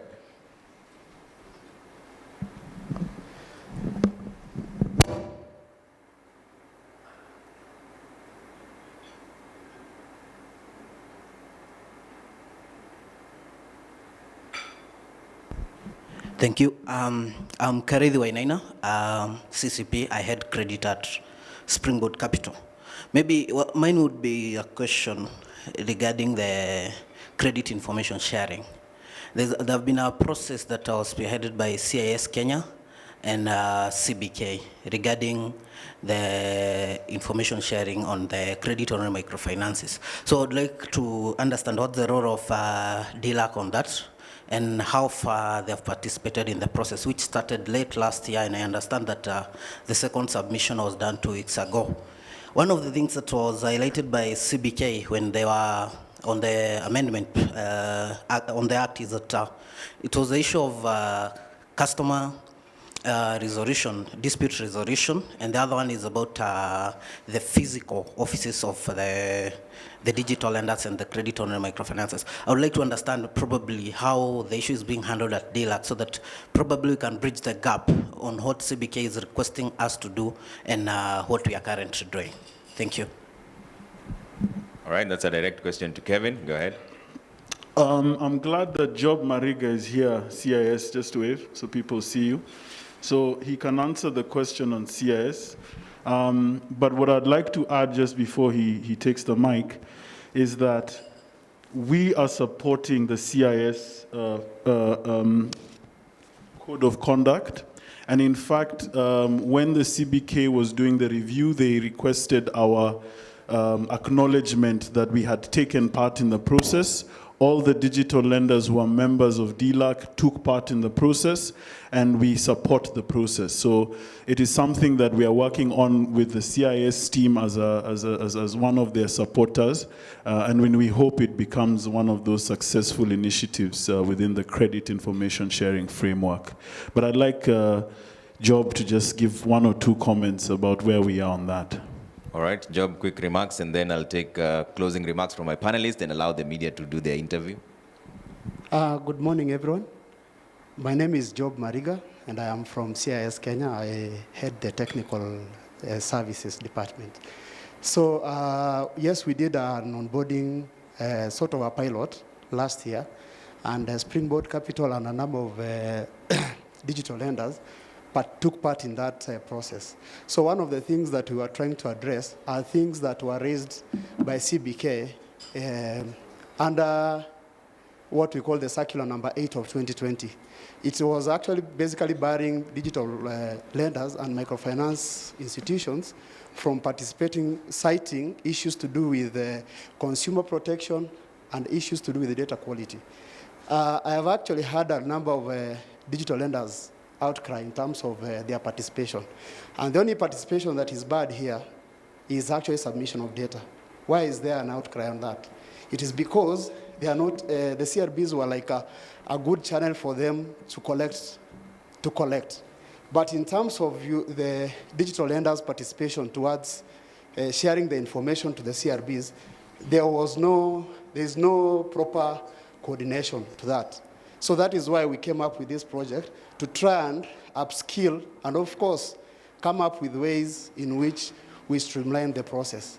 So through the regulations that were released last year, that is CRB Regulations 2020, it is a requirement that now all the non-banks who are participating in the mechanism be part of the industry code of conduct. And this industry code of conduct is really supposed to be like the monitor on how are these individuals participating.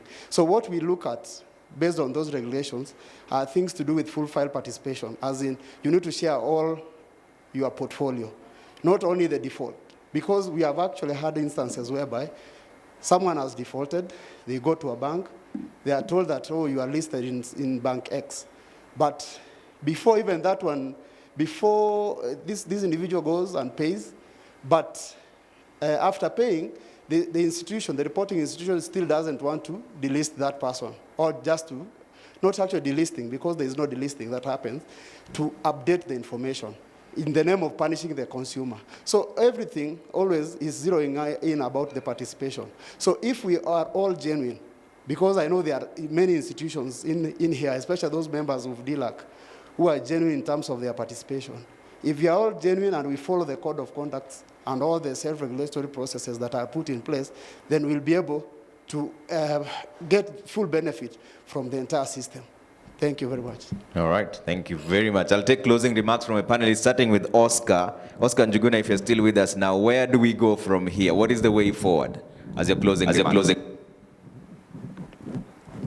Thank you. So what I would say is that, look, there's, I think, 4 key points. One is credit and lending as a whole is critical to the growth of any economy. So we need to think about that in the context of any regulatory environment to see what we need to do to enable the growth.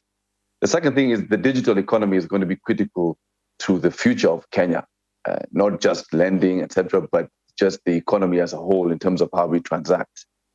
I think the report is an excellent way to build on, because it allows us to benchmark ourselves against other countries.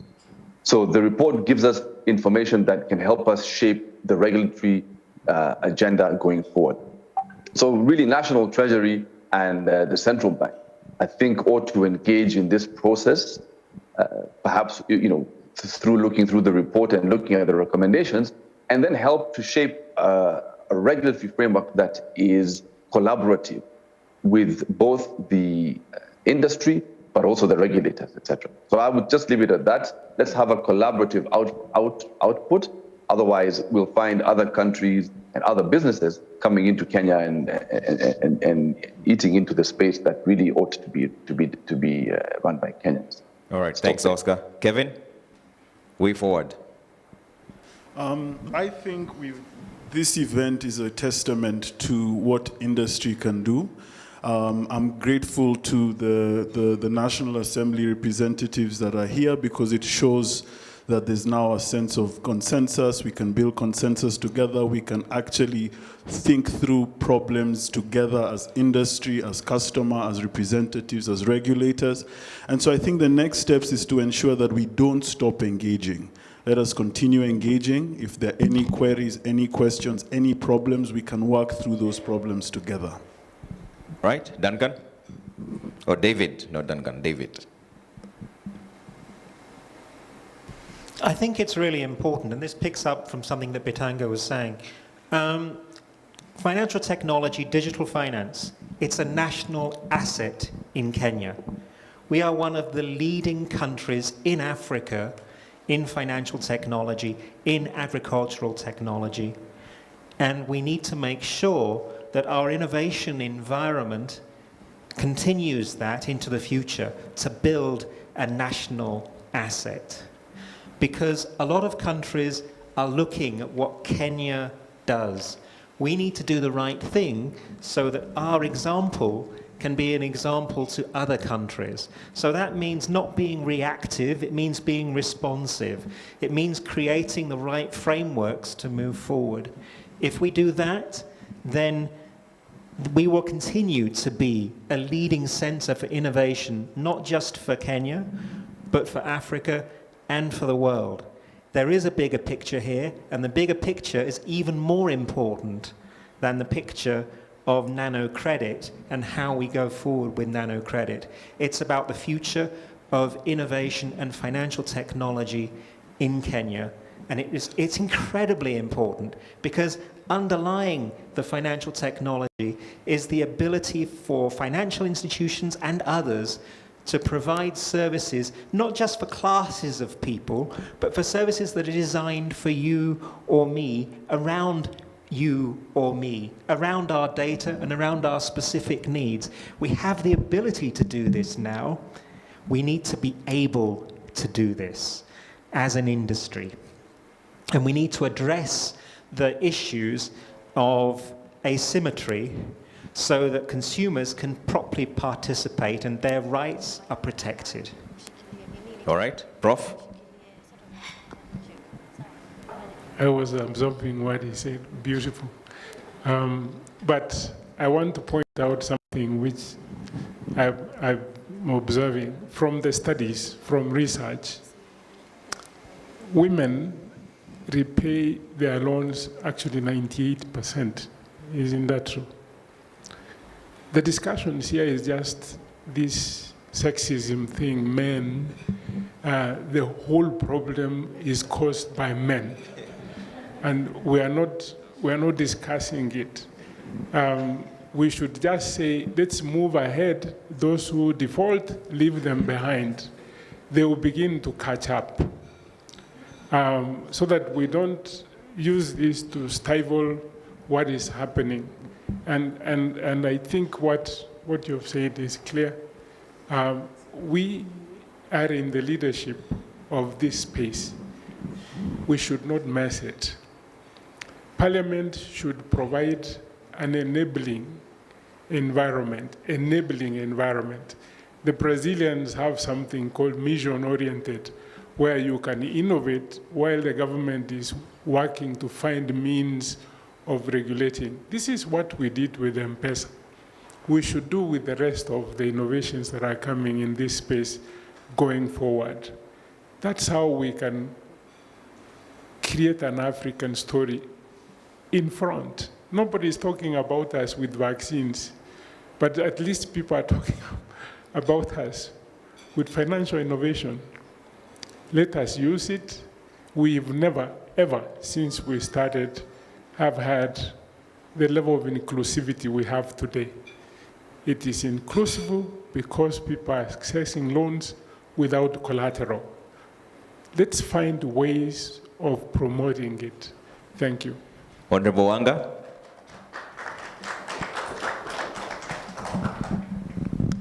Thank you very much, and I associate with the comments that have been made by my fellow panelists. I'm very happy that this conversation is happening. Imagine if this conversation was not happening and we were proceeding with developing the regulatory framework. So congratulations to DLAK for making this conversation happen. You know, if we just met in our boardrooms and you had 15 minutes to present your case, as part of public participation, we wouldn't have this level of detail in conversation. So I'm very happy that this conversation is happening. Prof, I think it is important that it's happening, even if the big players are not here and they will just come and happen. I think it is good that we are having a conversation so the hammer doesn't just land. So I think I want to just say to DLAK that, like we said last time when you came to the committee, be bold, be clear about what you want. Everybody is saying what they want, and they are not, regulators are saying what they want. They are drafting it in law, in legal form and coming and saying, this is what we want it to look like. So when you appear, be bold, be clear. What do you want that law to look like? You might not get it all, but at least you will have been very, very clear on what would best suit, what would best suit yourselves in, consumer protection, but also in not stifling innovation. Don't make assumptions. Don't make assumptions that, the lawmakers know or somebody else is covering your back. Just be as clear as possible. So as we continue to engage, I'd just like to say that it is this engagement that will take us to where we want to be. So from a legislator's perspective, I just want to commit that it is not in our business, especially now in the time of COVID, when everybody is moving into the digital and technological space, for us to stifle innovation in this sector. It is important that we encourage it, but it is also important that we protect the consumer. We will walk the journey together. Thank you. All right. Thank you very much. Another round of applause for my panelists. Asanteni sana, Professor Bitange Ndemo, Former ICTPS, as you all come down, there's a symbolic handover of the report to Honorable Gladys Wanga, but as my panelists come down, Professor Bitange Ndemo and also David Cracknell, CEO, First Principles Consulting, I'm going to request Kevin Mutiso, who's the chairperson, Digital Lenders Association, and the ushers can bring in the report for the symbolic handover. It will be done right here. Kevin Mutiso should come in front, and Christopher Ndegwa, Senior Associate Regulatory Compliance, PwC. Honorable Wanga, I'll request that you stand over here for the symbolic handover and the photo session. This is what they're going to hand over, ensure that the COVID-19 regulations are adhered to at all times. Honorable Wanga will be on this other side, that way, this side, so that they hand over the report to you like that. So move to this other side. You can go like that. Then we can do one at a time, okay? So ushers can hand over to Kevin. Okay, there you go. Kindly, let's give them a bit of space for the photo session like that. Okay, sufficiently socially distanced. I think we all agree that this is the one thing, that regulation is important, but consumers must be put at the center of it all. All right? And then Christopher, hold on 1 second, Kevin. Hold on 1 second just for my colleagues from the Fourth Estate to get their perfect pictures. I know wherever we're smiling behind the mask, we can't really see it, so we have to remove the mask at some point. But they are sufficiently socially distanced, so this should be okay. All right? I'll repeat again, ensure that you have your masks on at all times. I know one guy is wondering what to do now. Should you put it on or remove it? For the pictures, it is fine. You can keep your mask off just for these pictures and then maintain. One more, Christopher, needs to be on the other side now to hand over that same report. And then switch positions. I think you should all remain back there as well. Okay. That's fine? Okay, let's do this. All right. Sorry. All right. Colleagues from the Fourth Estate, as soon as you're good to go, we will allow now for the interviews and also guests.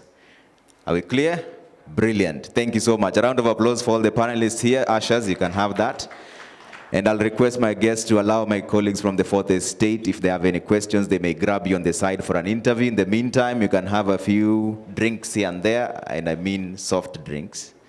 And then you may leave at your own pleasure. A round of applause to yourselves for having this conversation. Thank you so much. My name is Trevor Mbije. It's always a pleasure having you with us. We'll continue having this discussion until we find a solution. Asanteni sana.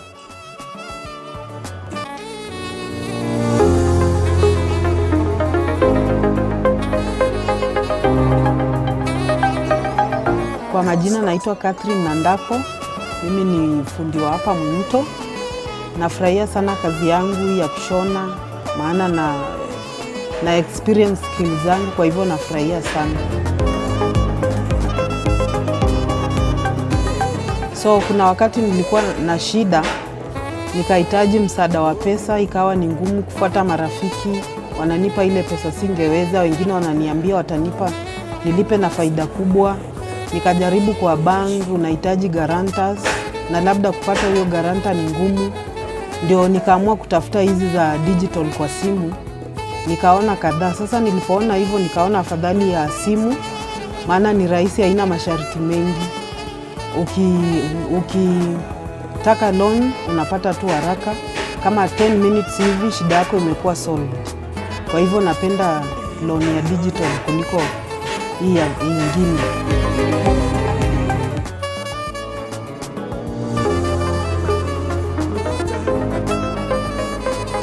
Jina langu ni Peter Mwangi, mimi naishi Mto pande ya Kabete. Mimi ni mfanyi biashara, lakini siku corona ilikuja, biashara yangu ilienda chini. Kutafuta marafiki ndio wakaniambia pana, enda kwa Shailo. Nikaona Shailo ni expert mingi, nikarudi kwa digital. Na digital kuona nikaona haitani expert dakika mingi na inasaidia mwananchi wa kawaida kama mimi.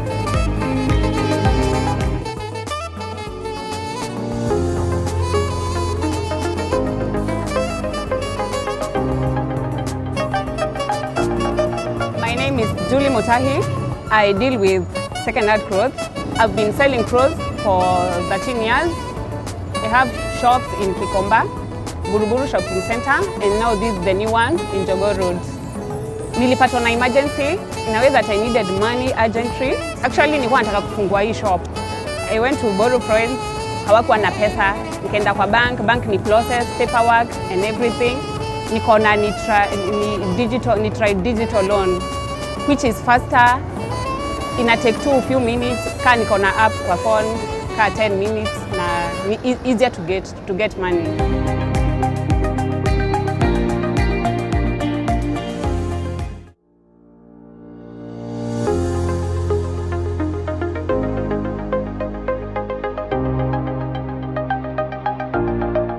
Majina zangu naitwa Gloria Musyoka. Niko na salon Buruburu, Mesora opposite police station. Nimeirun for 15 years. I'm a beautician and hairdresser.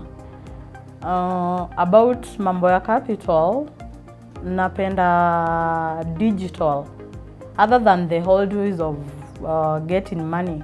Kwa sababu, for example, ukipewa pesa na mabeshte ama kwa bank, unaweza pata unakopa beshte pesa, anakuambia maybe nitakupea na akupe na interest ya juu.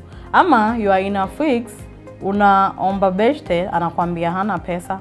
Or else uende kwa bank, zile vitu anakuitisha ni mingi, paperwork, ukirudisha unarudisha na interest iko juu. Or else ukikwama kidogo wanakama wanakubebea vitu. So mi na prefer digital way of getting money. My name is Gordon Maina. I reside in Ogatarugai. I've had loans with banks, cooperatives, and even individual loans, but I cannot compare with a digital loan.